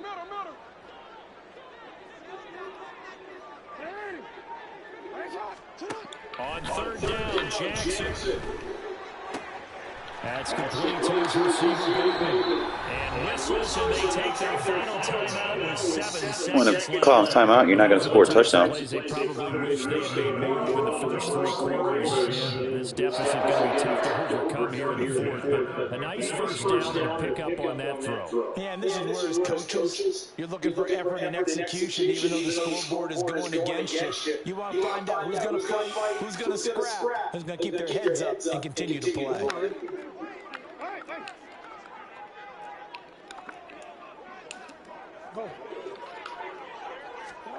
From midfield now, here's Jackson. And that is going to officially drop the curtain on this one as the last throw intercepted. So this was a victory for the Las Vegas Raiders. And then they will be charged by a big second half to put this one on. I know a lot of people watching this one were thinking to themselves, I bet halftime was really interesting. Probably took the paint off the walls with some of the words that were said. But I get the sense that it was much more of the adjustments they made. They came in with a game plan that we saw that didn't work in the first half. They made the adjustments necessary, went away from that, and then they got it together, got a spark, and then took off. It's really nice to watch in the second half.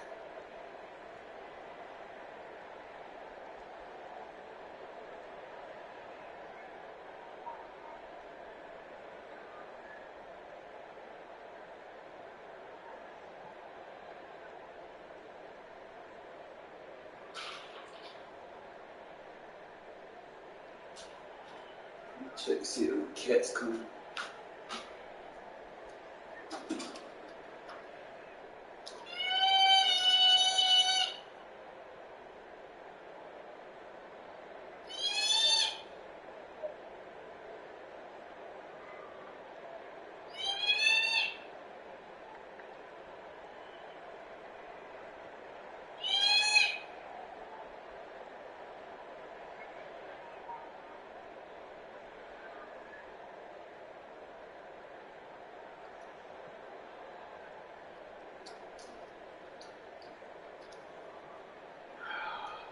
Go back out there. Go lay down. Lay down, Kiki.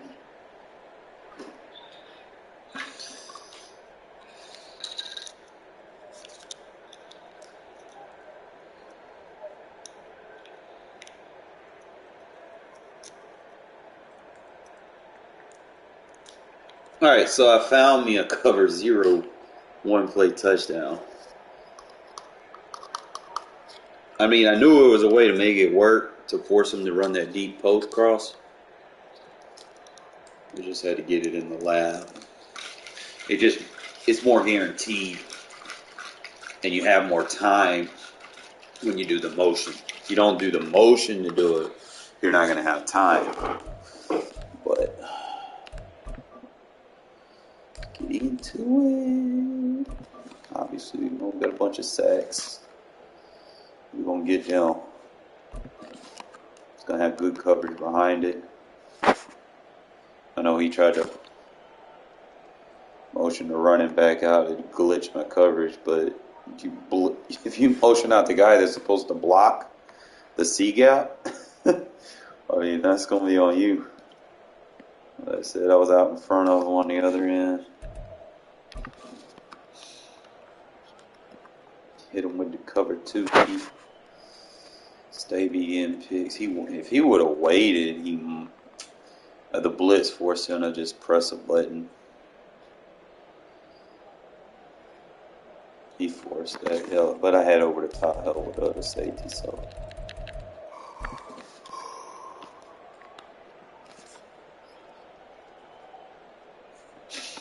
That's playing quarters. Quarters, he gonna go to that running back to the flat. They run that play action post shit. Them shot plays. You ain't gotta sit there and blitz that because they're gonna have 2 extra blockers. So the more blockers you have back here ain't doing shit, the better, because then you can get your bracket coverage off. So I got him covered, and that post route gonna be bracketed up. He's not going to be able to outrun both of them.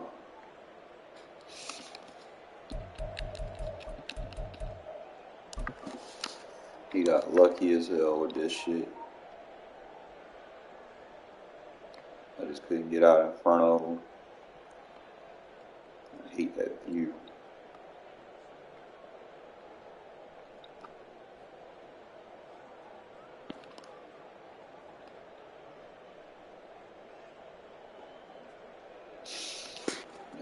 That running back.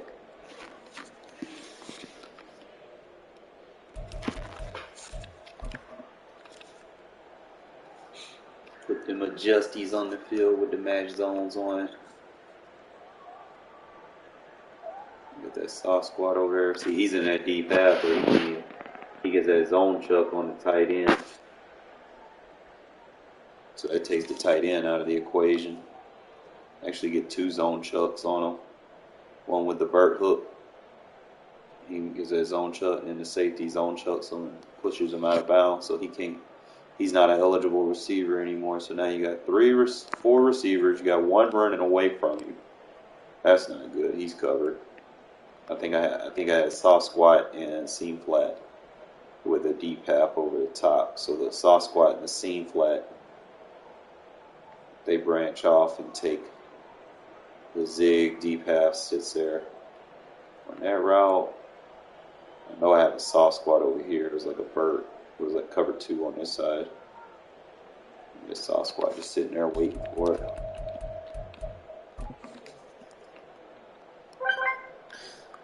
When my cover 2 blitz from the 3-4 odd showed cover 0, those deep halves and match coverage from the cover 0 alignment gets more inside.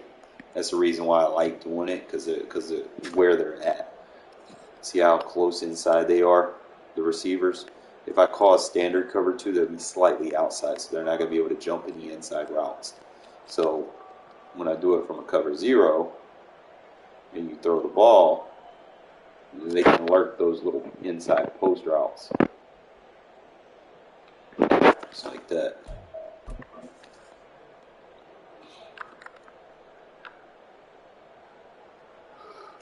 This is what I mean, that cover 0, bro. If I would have waited, fucking dude was going to be wide open. And then I come back to it 2 plays later. It's like I seen that shit, bro. Look at her. One-on-one. Look at it with the user catch. I try to swerve him off. I actually probably could have hit Devontae too. So I tried to swerve him off just a little bit, but his user got back on, so I was like, I'll just take the route. Trey Tucker makes a nice user catch. What, fat?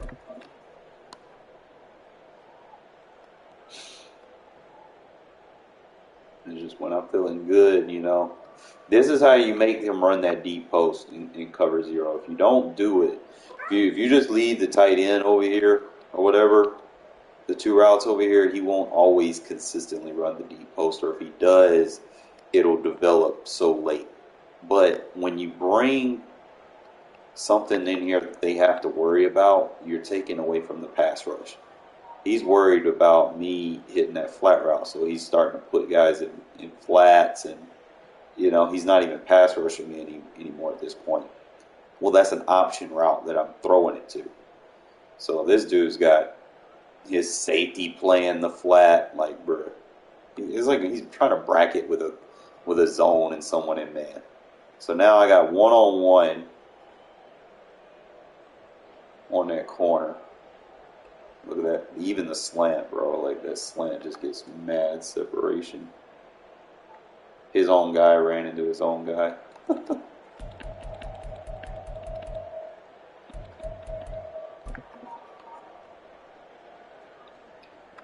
That cover 2 adjustee, bro. They are very aggressive to the ball.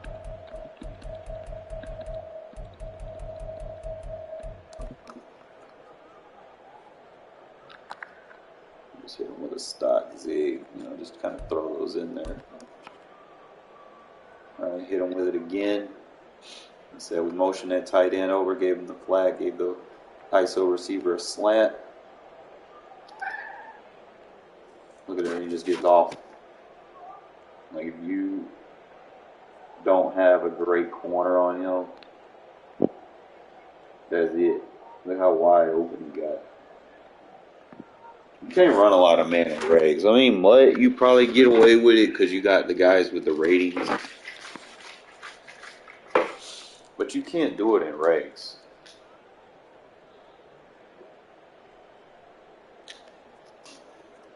Especially if you're not going to make no realistic adjustment. And by adjustment, I'm not saying put fucking defensive ends in flats. Like, he's not going to get to the flat fast enough. He's not fast enough as a player. His zone rating isn't high enough for him to get to the flat. Why are you putting a defensive end in the flat? He's getting beat. You don't do that. If you're going to play a zone, remember, the field is, 53 yards, one end to the other, so you're looking at, 20-something yards?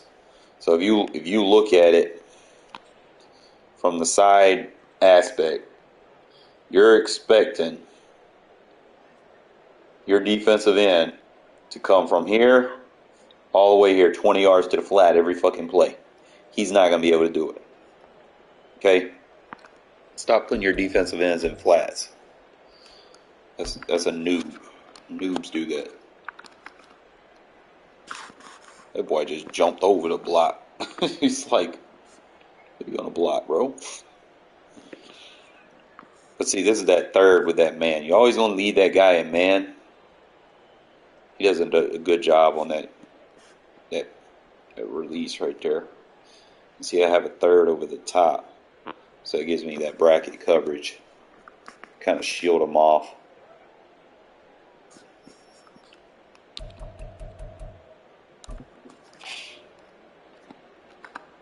Some of these he did get lucky with, but that was a lucky ass throw.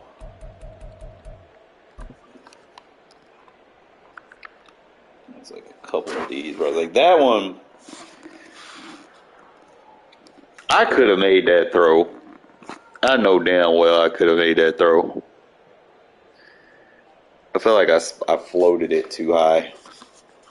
It's like a couple of them I floated. But hopefully Aiden does good this week, in the next few weeks, man.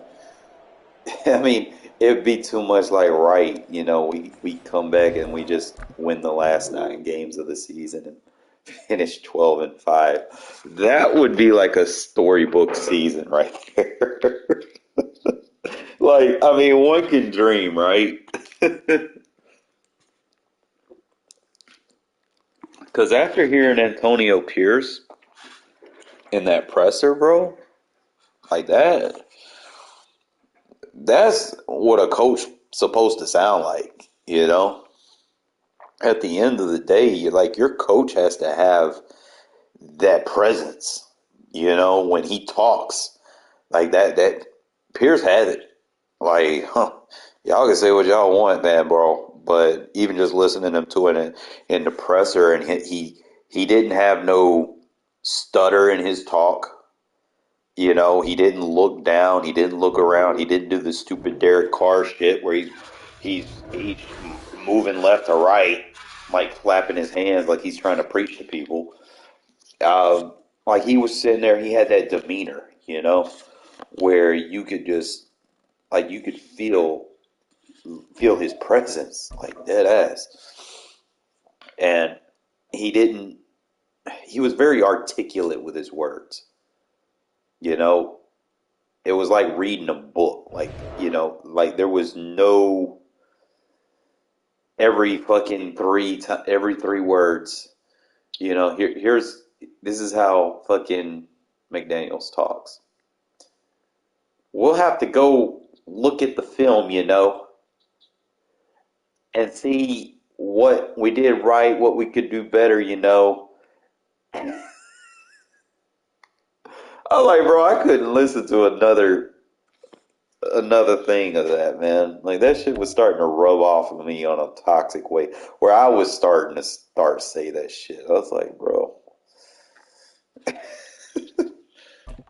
can't be doing stuff like that, man.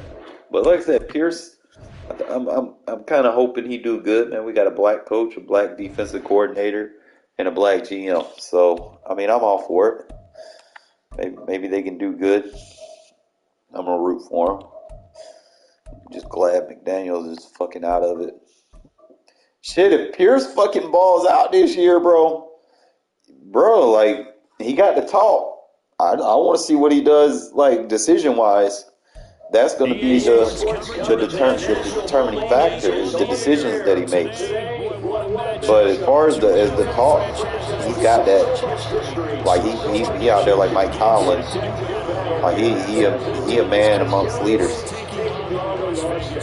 He's a leader amongst men. I mean, he was a player first, so.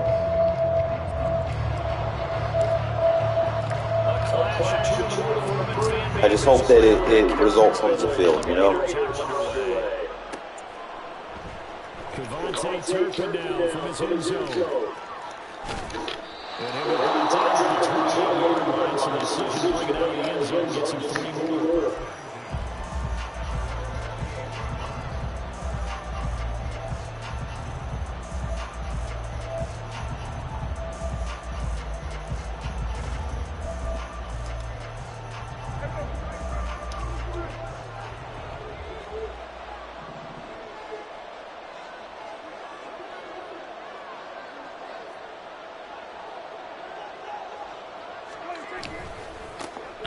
They'll run with Pollard to be blocking the bag. And it gets us just shy of 40. They'll mark him down at the 39. 11 yards there on the first play from scrimmage. We use the word relentless a lot with guys who are aggressive on the field. In this case, it really fits, doesn't it? How about his ability to break tackles and his feet never stop moving?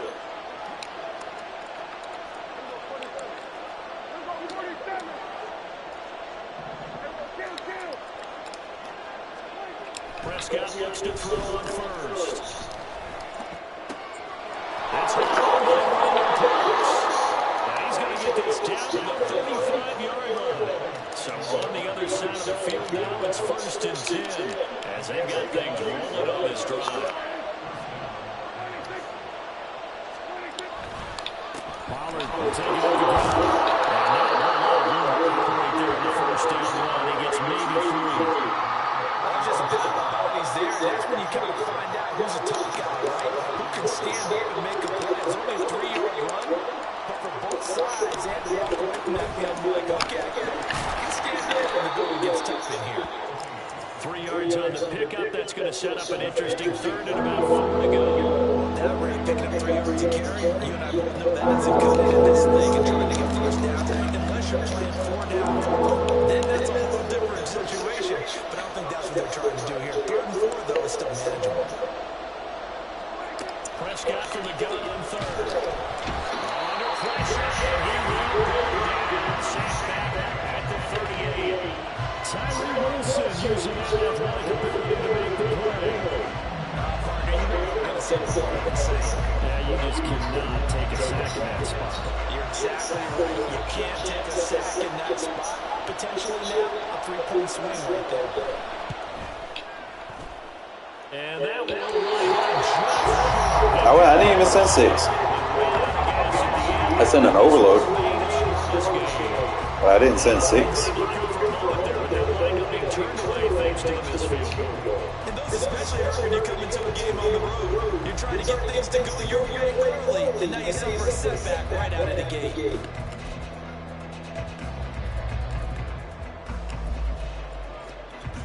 Yeah, sometimes you can send 6, but it's pointless sending from an angle that's going to get blocked. Just drop them in the now they're set up nicely at the 45-yard line after the missed field goal from 55. In motion comes the tight end left. Throwing on first down, O'Connor.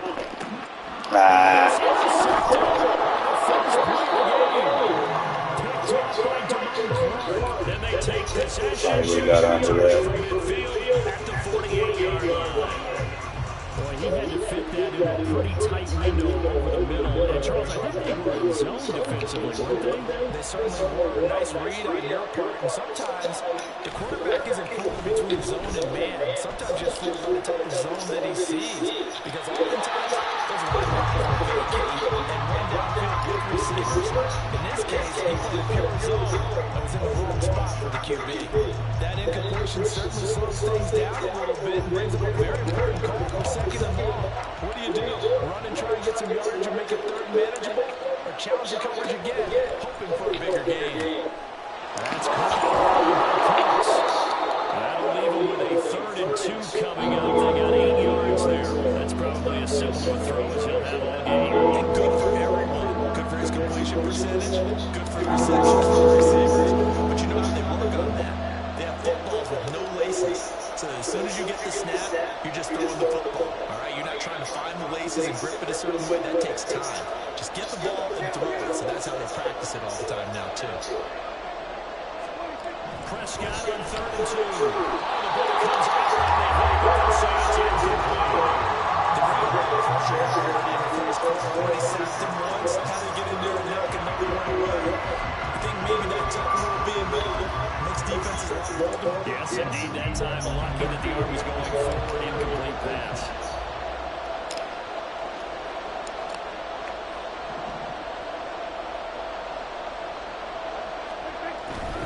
They'll run forward with Pollard, and he's not even going to come close to picking up the first. They stop it right at the line of I scrimmage. play good defense. Mike McCarthy took the game. I hate to boast on myself. And the Raider D, they get the football back.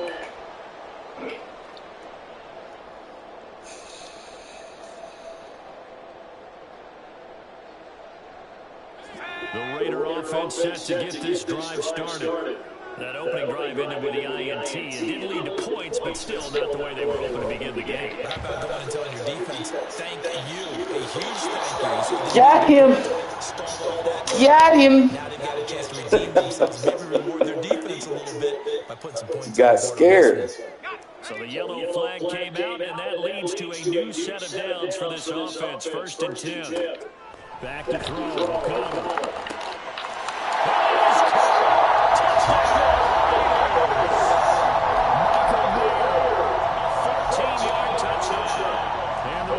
Jump on top of the game's first score here this afternoon. Josh McDaniels has got faith in his offense, and he's going to have them go for 2.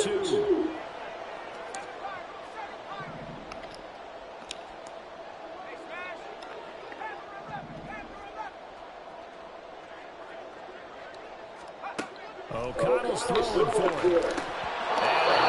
Bruh. Get the 2-point conversion here. Tough pass hit the hands. He just couldn't bring it in.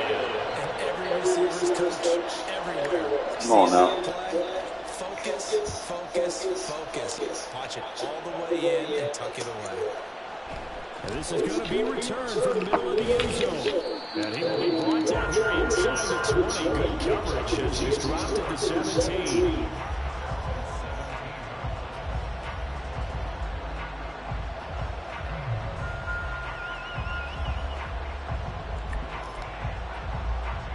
About set for this next drive by the Cowboys offense. A kind of a lucky break on the prior drive, Charles. The turnover on downs that the offense had didn't come back to bite them after the other side of the defense came through and was able to hold down the points.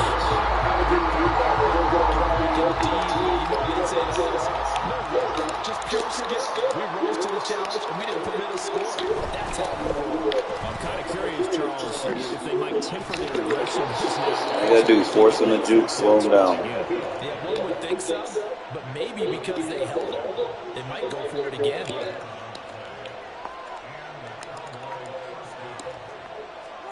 A first down throw for Prescott. As he throws there, incomplete.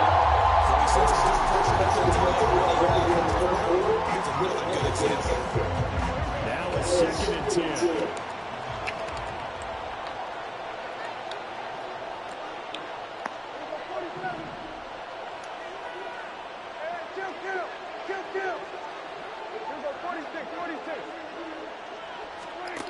Prescott now. Triple coverage. They've got me on coverage on the outside, and my scouts from these DBs tells me that they love to take matters in their own hands. They want man coverage, not zone. And there was good coverage there that forced the incompletion.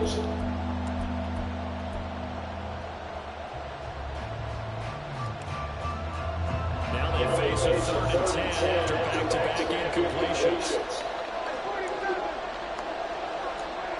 Looking to throw. Prescott. Oh, he tried to fit it into the slide, and it's intercepted. And he will return this one to the 30-yard line.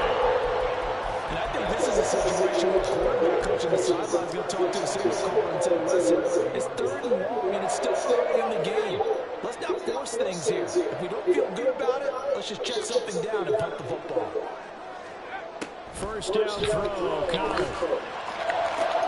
This is Connor. As blocked out after the 30 of this game.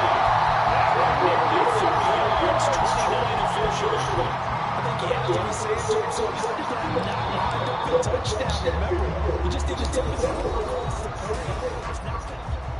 Second quarter from Vegas. The homestanding Raiders with a football here. As they go to work on a 1st and goal. Here's O'Connell looking to throw. Looking in zone, it's incomplete.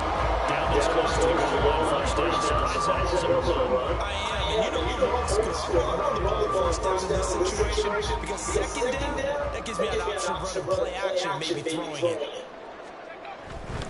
Jacobs. Bruh. No gain in the play there. They're going to go on something better here on 3rd and goal. Now, they'd really like to make the short field pay off. We'll see if they can. But this is touchdown.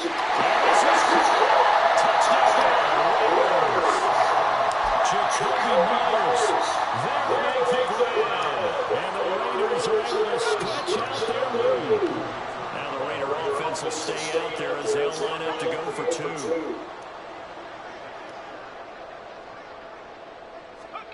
They'll try and throw for it. That is caught. He's getting it. Why people fucking call goal line in that situation when you're not in a goal line offense? It's dumb.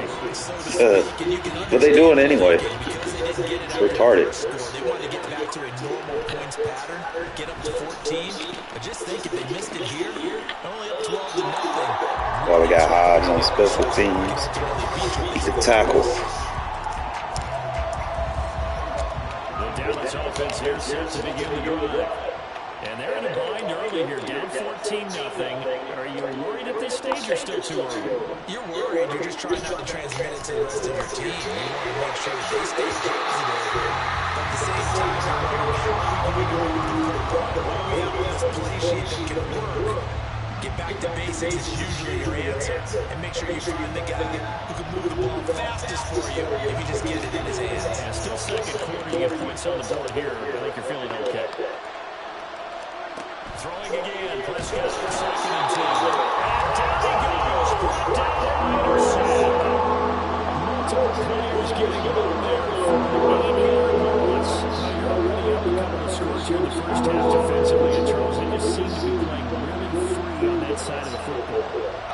observation because with that type of a lead, they feel like they can take a few more chances and be even more aggressive, and it's been paying off for them so far this game. He's going to get this one out to his fullback. So the completion good for 6 yards. And it'll be 4th down. Dak and the offense still out there. They're going to go for it.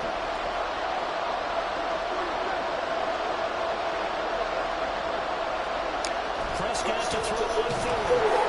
And they hit him as he throws. This one's going to go straight down to the turf. Incomplete. A surprising move to go for it. Predictably, at least somewhat predictably, it doesn't pay off. And boy, possession here turns over with the football already being in the red zone. Hey, give me the flag. First down, but it winds up incomplete. And to put it mildly, this is a tough spot defensively. They have to come right back out and defend their red zone. But how about that good first step towards forcing them to settle for at least 3 points? I think they're also thinking bigger right now. And it's going to be caught for a touchdown. Jacoby Myers, 2 catches, 2 touchdowns. It's like my signature throw right there. Raiders are able to strike quickly to add on to their lead. Because no one can replicate that. Now, this was all set up by the stop defense. It takes a lot of practice. That's what got them this great field position. And then 2 plays later, they're already in the end zone. Yeah, partner, funny how it works like that, huh? That's a momentum swing amusement park style. Your defense comes off the field. Out here balling with a little 62 overall. And it carries over to the other side of the ball.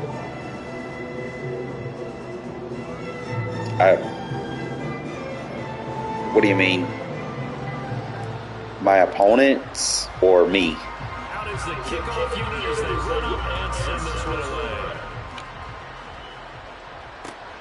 away. This taking it in. I mean, this is a passing Madden, to be honest. And he'll be out of bounds across the 20. People try to run, but ultimately this is just a passing Madden. About set for this next drive by the Cowboys offense. Well, CD, you kind of feel like they're in a bit of a danger zone right here because now you're down 3 scores. And I know we're in the first half, but the way this offense hasn't been able to generate anything, you feel like they probably need to get something going on this drive, right? Yeah, and sometimes I overuse that this is an important possession. But I think this has to be the possession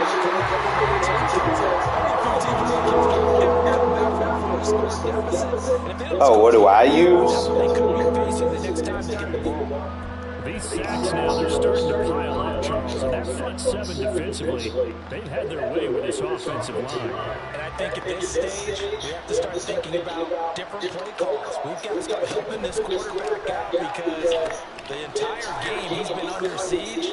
I don't care what the down and distance, he's got to get his hands on the ball. And this play going to be stopped in its tracks at the 32, and obviously well short of the first down. 4th down, Prescott. And it's What happens when you try to run too many meshes, bro? Can't have your routes and throw the ball at the same time with all your routes crossed. in excellent field position from the 32 now. Here's 1st and 10. And O'Connell now to throw. That's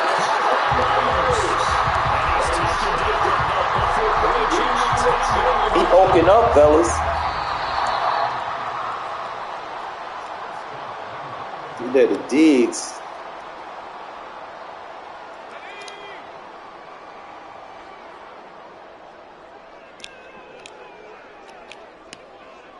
in motion, left goes Myers.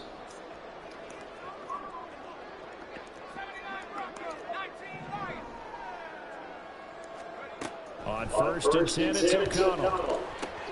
And it's caught. Man, Diggs sucks, bro.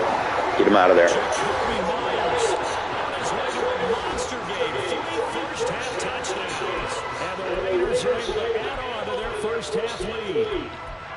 So not only is that his 3rd touchdown catch of the game, he's done it here in the first half. I'm not sure defensively what they're going to come up with to slow him down because already we're seeing him run past, over, through pass in order to make these catches. And being able to try and shut him That boy got 4 touchdown passes. Bro, it's 28-0, man. You gonna let a rookie 62 overall QB dot your fucking overrated ass up. And we'll see a return here from the end zone. And in hindsight, probably should have taken a knee as he only gets this out to the 16-yard line.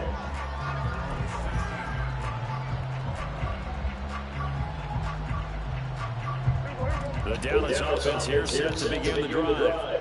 Charles, we know that this offense is aggressive. We saw that last drive. They went for it on 4th down, didn't get it. Then they give up the touchdown. So now you feel like they really need to respond here. They certainly do. Let's face it, sometimes when you take that risk, you understand if you fail, a little more bonus goes back on your ball clock to try to pick themselves back up. Throwing again on 2nd down. This time it's incomplete. Fair to say, hasn't been his best game throwing the football, but also not getting a lot of help out there either. Yeah, you nailed it pretty well, you know. He's got to throw it better. Got to get more help. Obviously one that should have been caught. They got to find a way to bring those two elements together so they can make some progress in this one. Now the throw, 3rd down, knocked away and incomplete. I know this offense was expecting to do big things, but it certainly hasn't turned out that way, at least not through the first 3 drives. They're definitely going to have to put their heads together and start concocting some offense that'll move the ball downfield. And it appears the offense is going to try this again. They've yet to convert the first 3 times on 4th down, but they're going once more. They're indeed going for it. It's Prescott. Oh, everything falling apart. Challenge Peters like that, bro. And the Raiders are going to have great field position here as this is returned just shy of midfield. Well, you think about it, though, that interception. No one better than throwing a deep ball than me. It was 4th down. I mean, nobody. If there is going to be a silver lining, and this is what he'll plead when it comes time to watch it again. Hey, it's just like a punt, right? Nobody. I mean what I fucking say.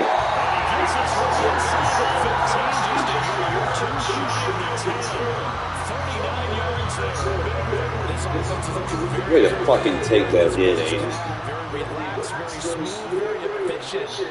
No wasted motions. Things are definitely going their way. Nobody.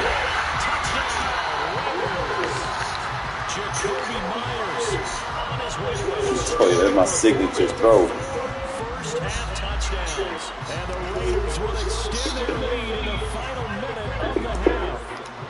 Josh McDaniels, he's got faith in his offense, and he's going to have them go for 2. They'll try to run him down the middle. And they're just not going to let up as he's into the end zone here for 2 more.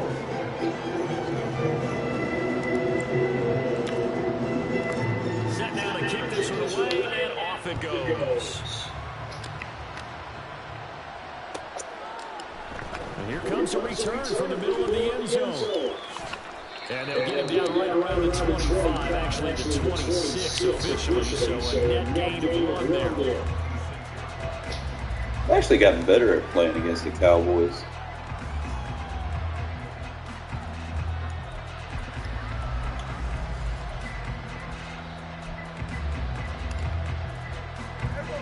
About set for this next drive by the Cowboys offense.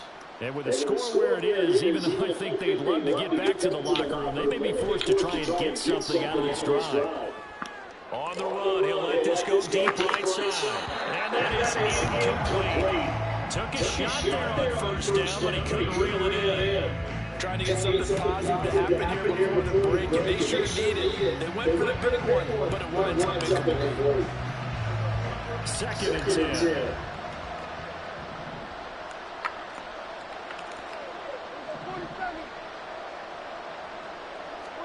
Here's Prescott. And for the 3rd time here, this match is intercepted. Match defense, fellas, I'm telling you.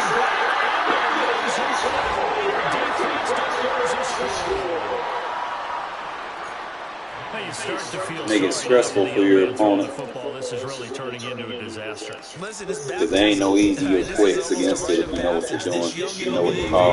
Go back and find a Hall of Fame quarterback. quarterback and check their records from the first 2 years. Notice, man, most of my games, people have to dink and dunk the whole fucking game. Like, they gotta be boring as fuck. They ain't throwing their keeps. I don't give up nothing cheap, nothing easy. This will be brought out from the You're middle of the end gonna have to fight for a win against me. dropped at the 21-yard line. Imagine if I actually had a roster. It's not a good decision. Loses him about 4 yards.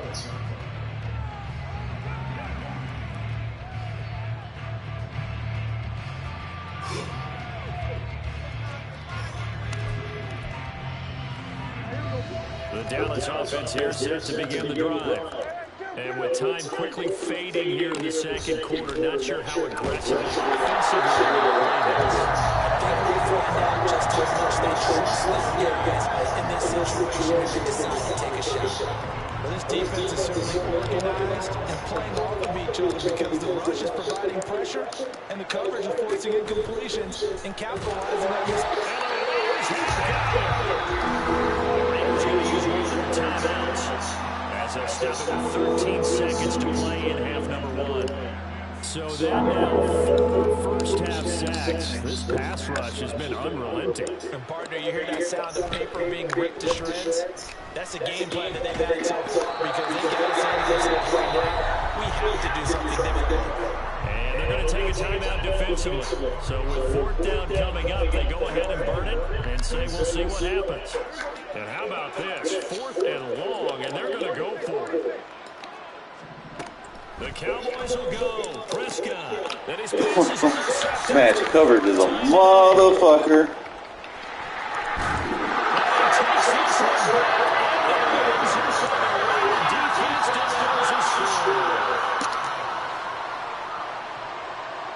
Fishy burger at halftime.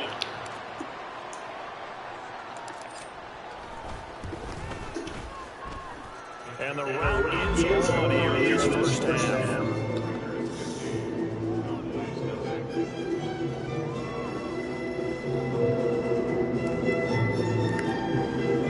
Another thing, man, it's not easy doing stuff like this to the Cowboys, bro. Like, they're overrated as fuck. I know, right? And here comes a return from a few steps into the end zone. And that'll do it for the end of the second quarter. This is the NFL, and it's on EA Sports. I've actually gotten better with my offense, so you can't be like, we'll see. Welcome back, Charles and I settled into the booth ready for quarter number 3. And how about this right out of the locker room? An onside kick attempt.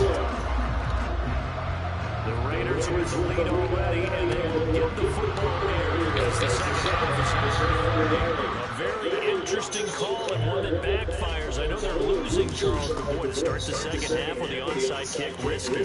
Felt like a sense of urgency from their side, coupled with, you and I both know the special teams coordinators, they sell their key plays each and every week to the head coach. That's my signature, baby. My signature. This offensive game plan has just been sensational. I mean, when you think about all the different ways they've got their receivers open so far, it's really been impressive. I tried to lead it too far inside.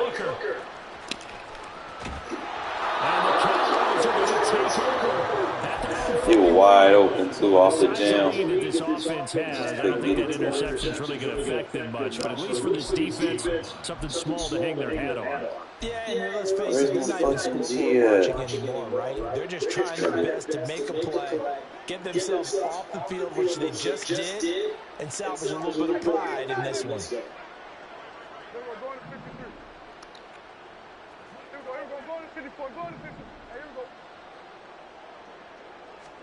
Back to it after the pick six. Prescott. Look at that bracket coverage, bro. Match at his finest.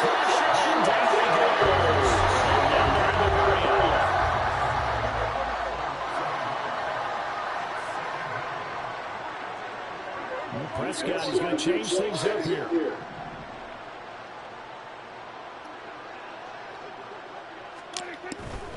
On second down, it's Pollard. Lane. I'm slowing my guys now.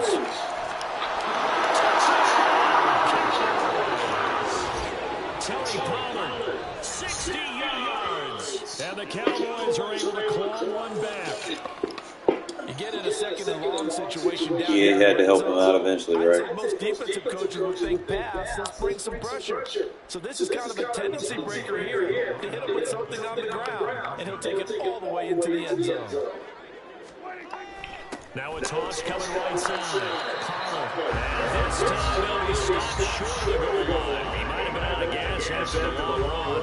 In any event, the try for two fails. I guess the last score wasn't enough for him. They want more. Here comes an onside kick. And the hands team for the Raiders to go secure. That's what the onside kick. When you don't get it, the risk comes out to play. And here they gave up. Yeah, he ain't not going to let you do that. I've said it thousands of times.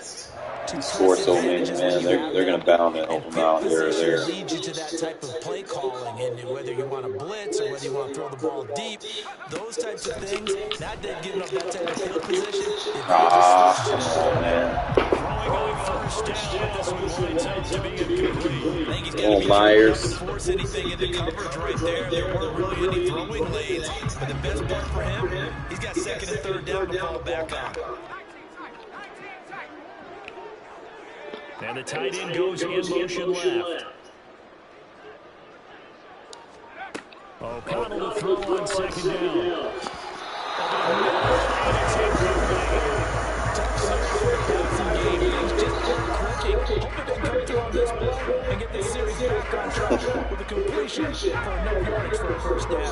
So back-to-back incompletions, and that has him staring at a 3rd and 10. Fuck.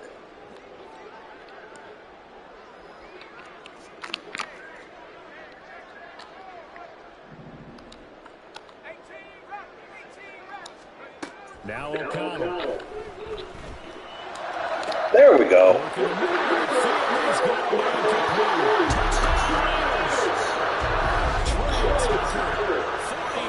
I make this shit look easy.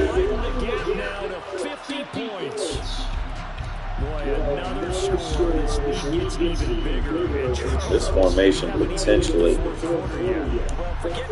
could be the best in the game. How can they get out here with some dignity? Can they get a stop or two? Can they make a play on offense themselves? Anything to start to feel better about what's happened to them here this week. And we talk about adding insult to injury. He's into the end zone to tackle on 2. On as the Raider kickoff unit now as they will send this one away. I know, right?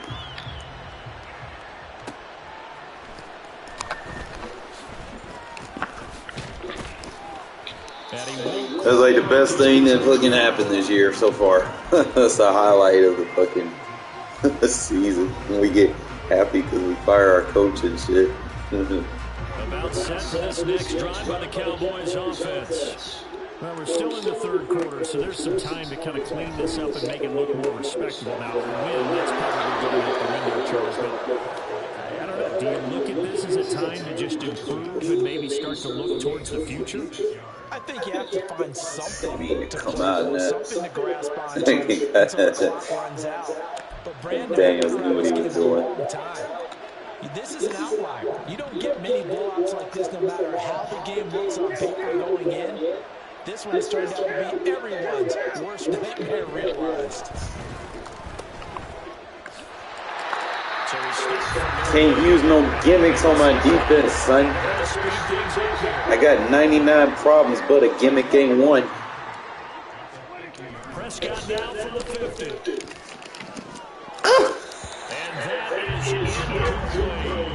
And that is wow, they're playing for him.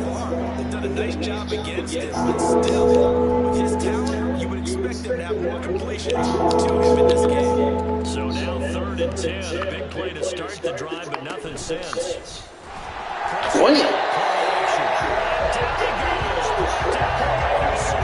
Got a side swipe. Defenders get to him there, and that is the the 6th time he's been sacked in this ballgame. Still just the 3rd quarter, but they've got to make something happen. I think they know that. They're going for it on 4th. They're going to try and throw. And he's brought down. Wow, loaded defense.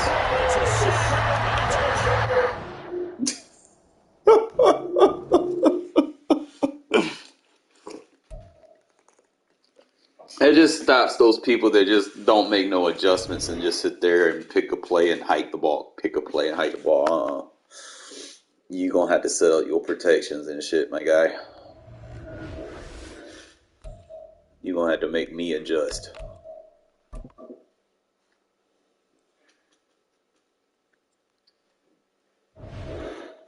Then once I get you sliding protections and shit, then I can get more creative with my coverages, because then I'll have time.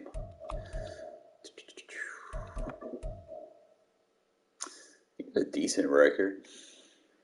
I mean, 50, 500, I guess. Oh, boy, I'm over 100 wins. I'm doing a little bit better this year. Granted, I don't have a good quarterback. I don't have a great offensive line. I don't have fucking linebackers. I don't have shit, bro. I'm gonna be honest.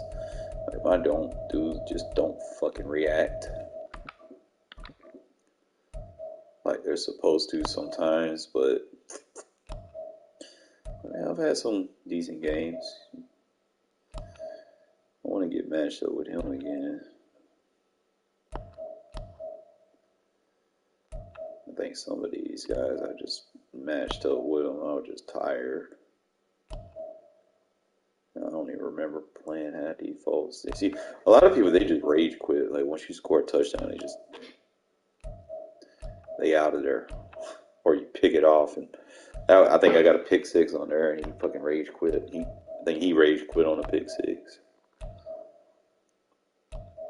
You know, I don't have as many close games as I used to. Like, when I win, usually most of them, they're actually pretty convincing. Which is different previous years. I mean, my wins were just straight comeback. I mean, I still get my comeback wins, but it's late, fellas. I need to get me some sleep. I still got to run some more shit in the dryer. And I got to get up for work tomorrow. So, with that being said, we'll dive more into it tomorrow and see if I can. They gonna come, man. I just don't know when, bro. Like, I'm trying to play smarter in the first half. I know that I can play comeback, but I prefer not to if I have to. Like, I know, like, my biggest thing is I try to be too aggressive in the first half. And granted, I do say be aggressive. But sometimes, like, I'll play someone that, you know, they actually got a decent defense, and I underestimate them. And, you know, I just be throwing pick 6s and shit. My thing is, I need to clean that up and then just kind of play smart and well-rounded all the way through. But ultimately, that's where I need to be, and then just save those clutch situations for those games that are just tight through in and through out. I mean, like I said, I might be in situations where I might be down 3 or 4 scores early. I can bounce back, but if I get like too far behind too late, you know, those have costed me games. Like, I'd come back, but, you know, I might not win all of them. But I mean, I do have a very high record when I'm losing by 3 scores, but I don't like being in those situations because man, my palms be sweating and shit. I'll be like Eminem out there. Like, bro, my palms are sweaty. Man, I haven't been on much. I kind of lost interest in it. I mean, I might go back into it, but it's just like the coins, like, they're way too expensive. Like, the cards are way too fucking expensive this year. You can't legitimately just sit there and be no money spent for real. Like you're gonna like if you want the cards, you're gonna have to fork up the cash. Like, because ain't no way in hell you're just gonna have millions of coins just sitting around. Like that's just competitive MCS or whatever that shit's called. It's ruining what mud is. Like mud's ruining the game, but the competitive players are ruining mud. And that like you're gonna constantly see the same people in if they continue to reduce the prices of the packs significantly, like 75% significantly. Like, because if I spend $20, that's like a quarter of the game. So if I spend $20, I should have whatever the max roster is. Like if 89 overall is the highest you can get, if I spend $20, my team, I should be able to have a team of fucking 89 overalls. I shouldn't have to spend $80 on a fucking chance to get a card or a limited. Like I'm done with chances, bro. If I'm spending real money, I want to get what I'm gonna get, but at the same time, I'm not gonna do it for one fucking card. I got 53 motherfuckers I gotta put on this team, and they gotta compete from you know me starting MUT to the end of MUT. I'm not gonna spend hundreds of dollars early in the year, and get me a team and then got to sit there and grind. But I got a fucking full time job, bro. Like you're always going to be behind in MUT, and that's what makes it not fun. Because you're going to be going up against people. Like if you do compete in the MCS tourney, you're going to be going up against people that basically have no life, and it'd be the same people that get the thousands and $1,000 of the little pot that they put up. And they take that money and they just put it back into the game. Like they'll spend 5, 6, 7,000 every fucking MCS tourney that they make. And you're going up against guys that have maxed out squads because of it. And they'll be sitting on like 10 million coins, ready to make a move for when the next shit starts. And to be honest, it's just not fair. Like when you add money to something that's supposed to be competitive, it's not a fair game. Like you can't enjoy it because you're always going to be behind. Theme teams are completely useless. Like there's no point in being like, I want to make a Raider theme team. I want to make a Buck theme team. You can't. Even if you do make it, they're not going to be relevant. You're going to be going up against people. Whatever the promo is, that's what you're going to be going up against. Like you're going to be going up against the most feared 50-50 right now. Like the theme teams are completely useless. And it is what it is. Like they need to do a lot of changes. Like if MUT's going to be what they're going to do, because they got to figure something out, because right around the corner there's going to be another group of developers within their company making a college football game. And a lot of people like college. I ain't gonna lie. I wasn't, I played it by myself. I didn't play it against other people's too much, but when I did, playing against other people, it was hell. Especially when they added the home field shit. But I mean, a lot of people play college, and a lot of those people that play college are playing like Madden right now because there's not another football game out there, but I'm pretty sure when this other group of developers make another game, a lot of people are going to go over there. I did not like the 2Ks, bro. That shit was not as good as people try to advertise like that shit was. It was not good. I mean, Madden was good because you got to understand that 2K was out during the pinnacle of Madden. Like when Madden was at its top, you're talking PS2 days.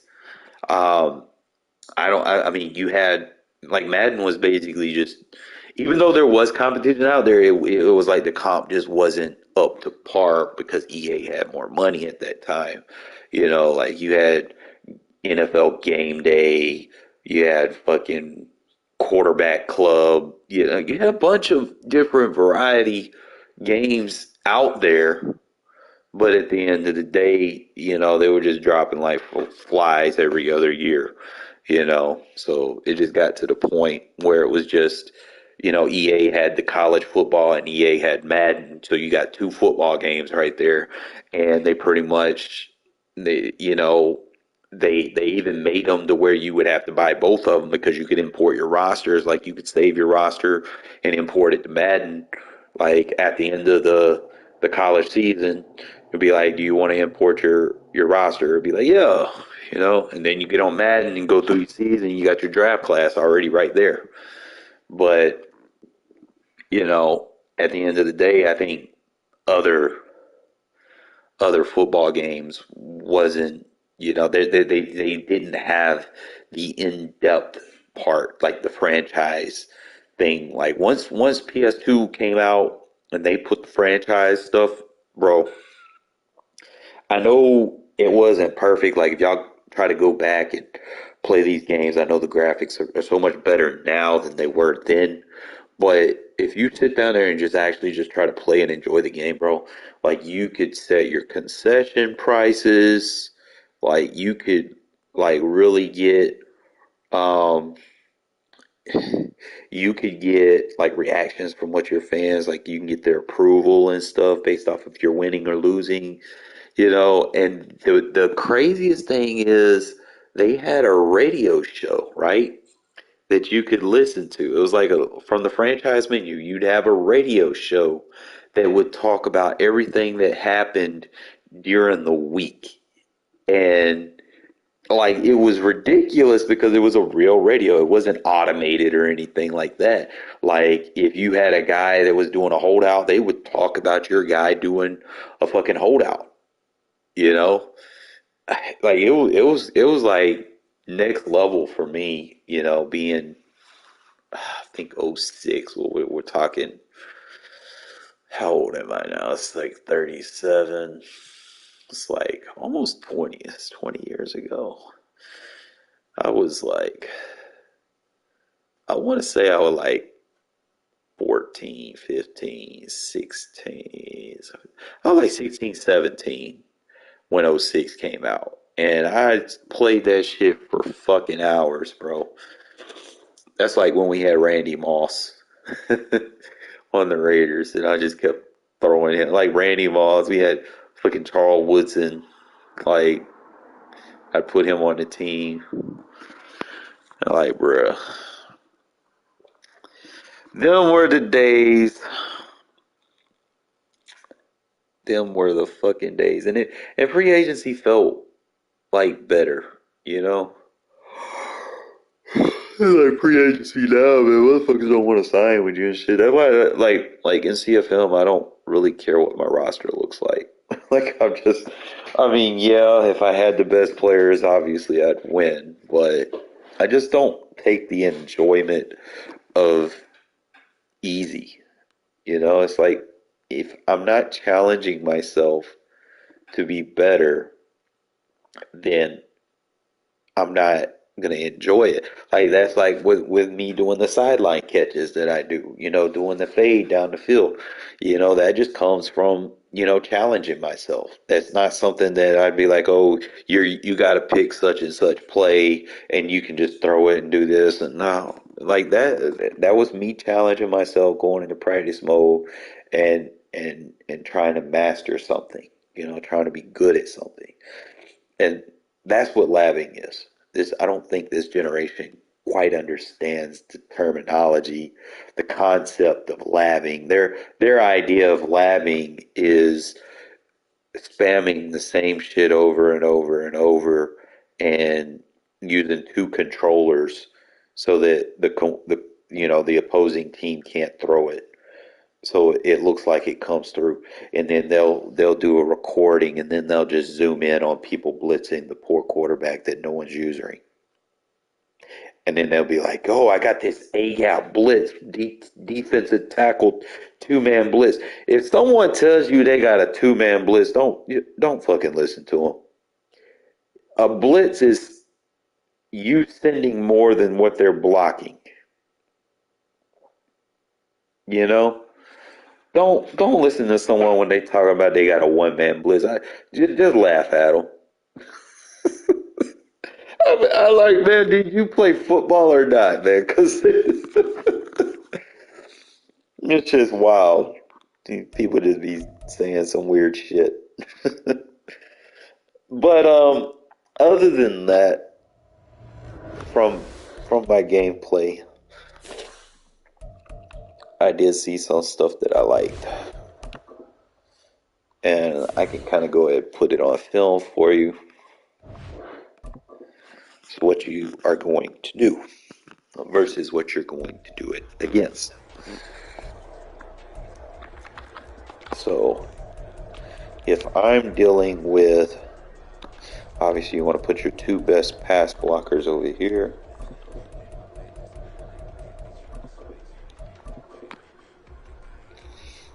Can you show an inside press? Zone press? Bro, it's a fade route. It's going to get outside. If they shade inside, they're going to get beat over the top.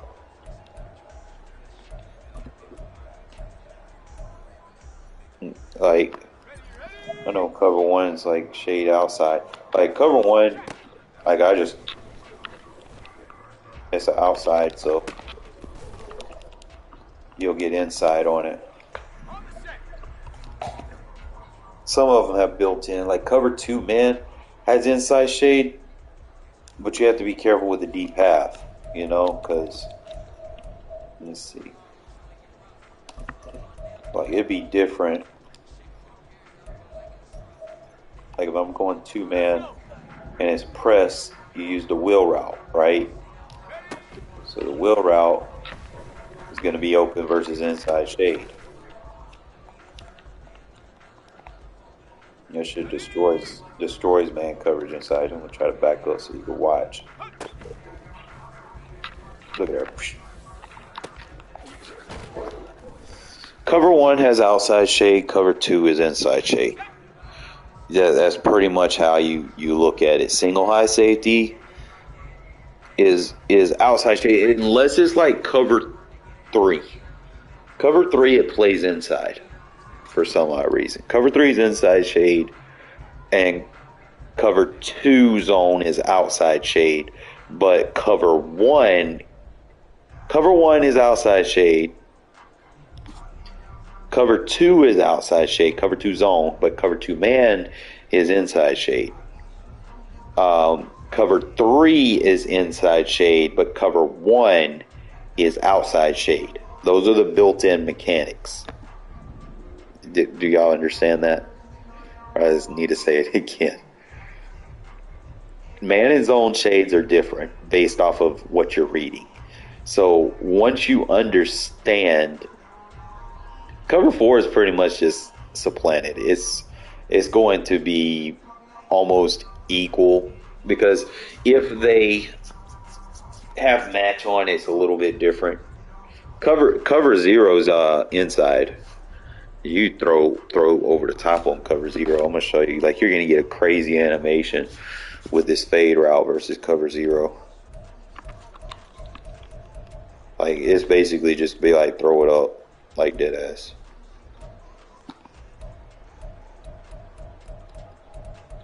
The trick is you got to block it. But I got you. Simple. So if I'm going up against a cover zero, I need a cover zero press. Probably won't find any of those against the AI either. Oh, look. Nope.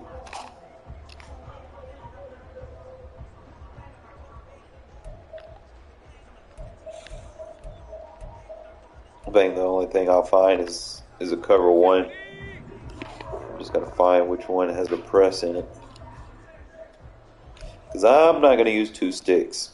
I'm not like them other people. It's like, oh, we're gonna use 2 sticks. Maybe this is a press. Nope.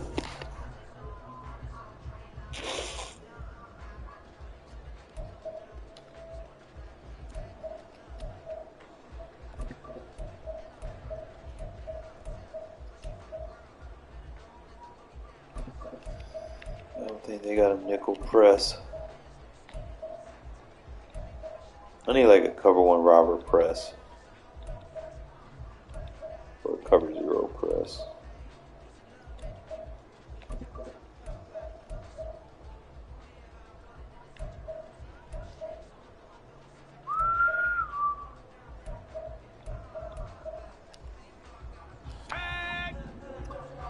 Bro, there's like no press defenses in this shit.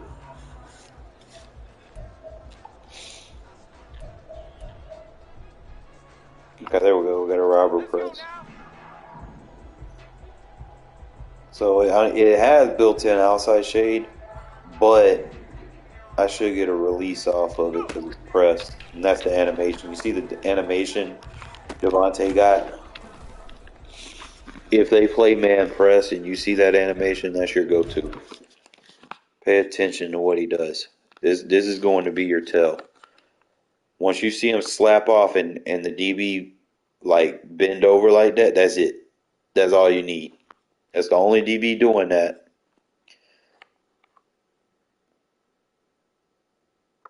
You could probably squeeze that one, but this animation right here that Devontae put on that defender, see how he's just kind of trip walking, trip running? Like he done gave up, he beat. You can just throw that bitch up. Ain't nothing he can do at that point. It could, having a good release helps. I mean, but you can get that. Look, you can get that animation if they play press versus certain routes. Like if you press this fade route, he is constantly getting up. And like I said, I love when they play man coverage because you play man, you're having to decide who you want to put your bracket zones on. If you're user adjusting, and if you put your bracket zones on, you have to account for what they give up. So if you want to put your safeties in zones, then you're going to leave the slot defenders wide, one-on-one. It's just really, it gets to the point where people stop blitzing and they start trying to put defensive linemen in zone, and then it gets worse for them because then you're not given no pressure for it. Then you can just sit up there and then you get all day with a low overall quarterback. You make any throw you want, and I can throw it the other side. Like it don't fucking matter. See, I done mastered this shit. Like I got the fucking muscle memory down. I know sometimes like it is different between all pro and all Madden. I'll probably have to up it to the all Madden. Like I'll start off practicing on pro, and then I'll go to all pro. Once I master it there, then I'll go to all Madden. And I think that's where I need to go ahead and switch my thing to is to all Madden so I can get used to that one as well. That way I'll be ready for anything. But, and then just slowly just progress your muscle memory. Reg should be on all Madden. People shouldn't be just look at there.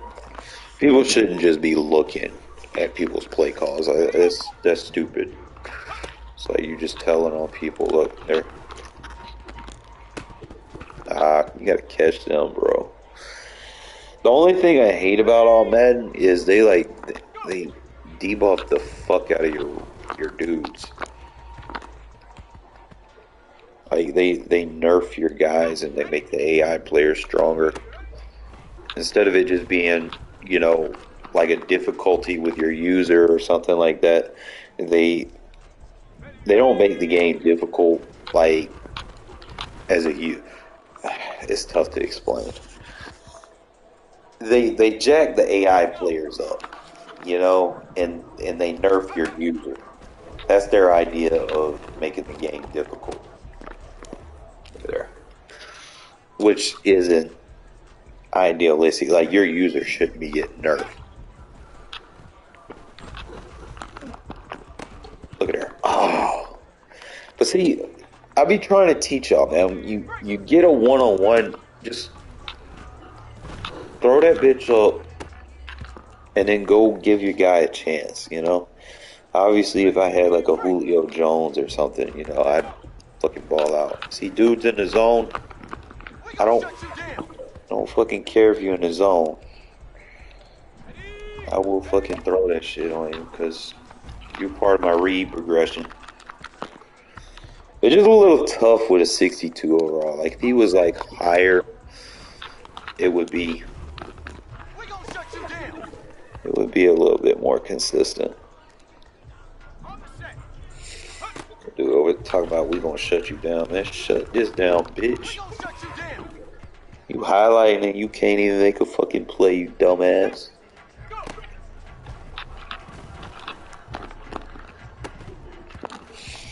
The only thing I hate is sometimes they get those knockouts because of that ability.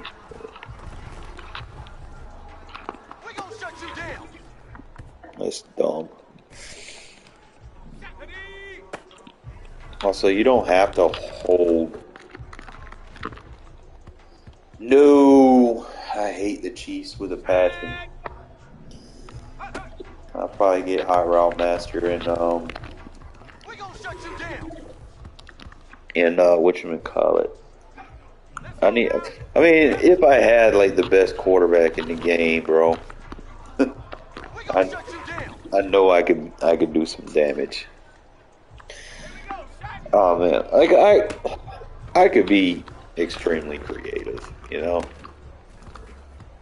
but I think at the end of the day, like, Hot Route Master really is not like that good. Like, I have Jacobs, he has routes that he can run, and Adams can run his outside routes. It's not that much of a difference.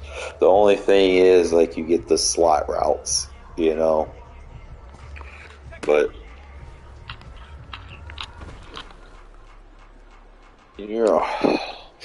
like I said, I get too tired at night.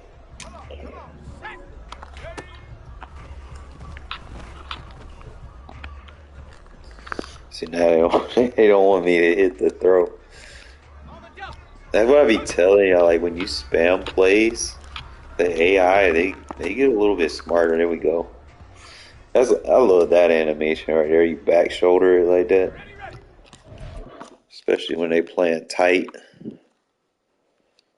I said one-on-ones, bro. You take advantage of them. Look, watch. I slow down at the last minute. Hit him with the stutter step because he's in my passing lane. So I gotta get off of him.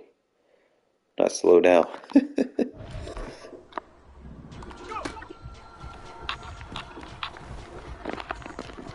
Yeah. Now, if I had a bigger receiver, that would probably be a little bit easier. That swerve though.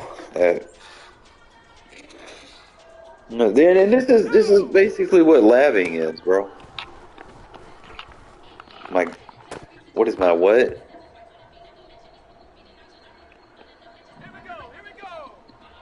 Well, my red zone defense or red zone offense? It really depends. I'll put a soft squat on the quarterback's throw-in side, and I'll put a hard flat on their non-throw-in side, because their non-throw-in side won't be as accurate as their throw-in side. So it depends. It's not necessarily the play. It's what I'm gonna have, comfortability with gap assignment wise. Like, first and foremost, you gotta play run fits. People like to run the ball inside the red zone.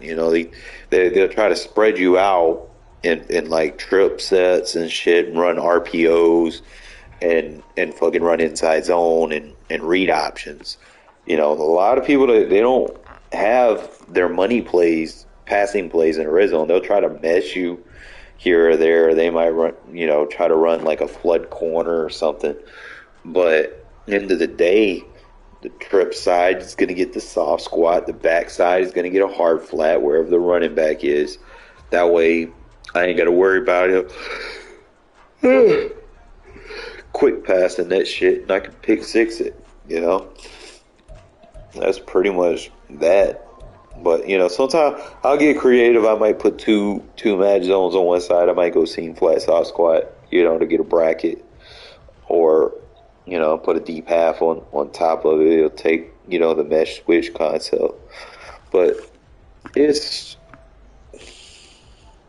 like a story, man. I gotta tell y'all this weekend, so I can help y'all understand, you know, situational defense. But I'm tired as fuck right now. I need to get some sleep because I got to get up in like 3 or 4 hours, and I still got to dry some clothes. All right, so let me do that, and I'll see y'all fellas tomorrow. Okay.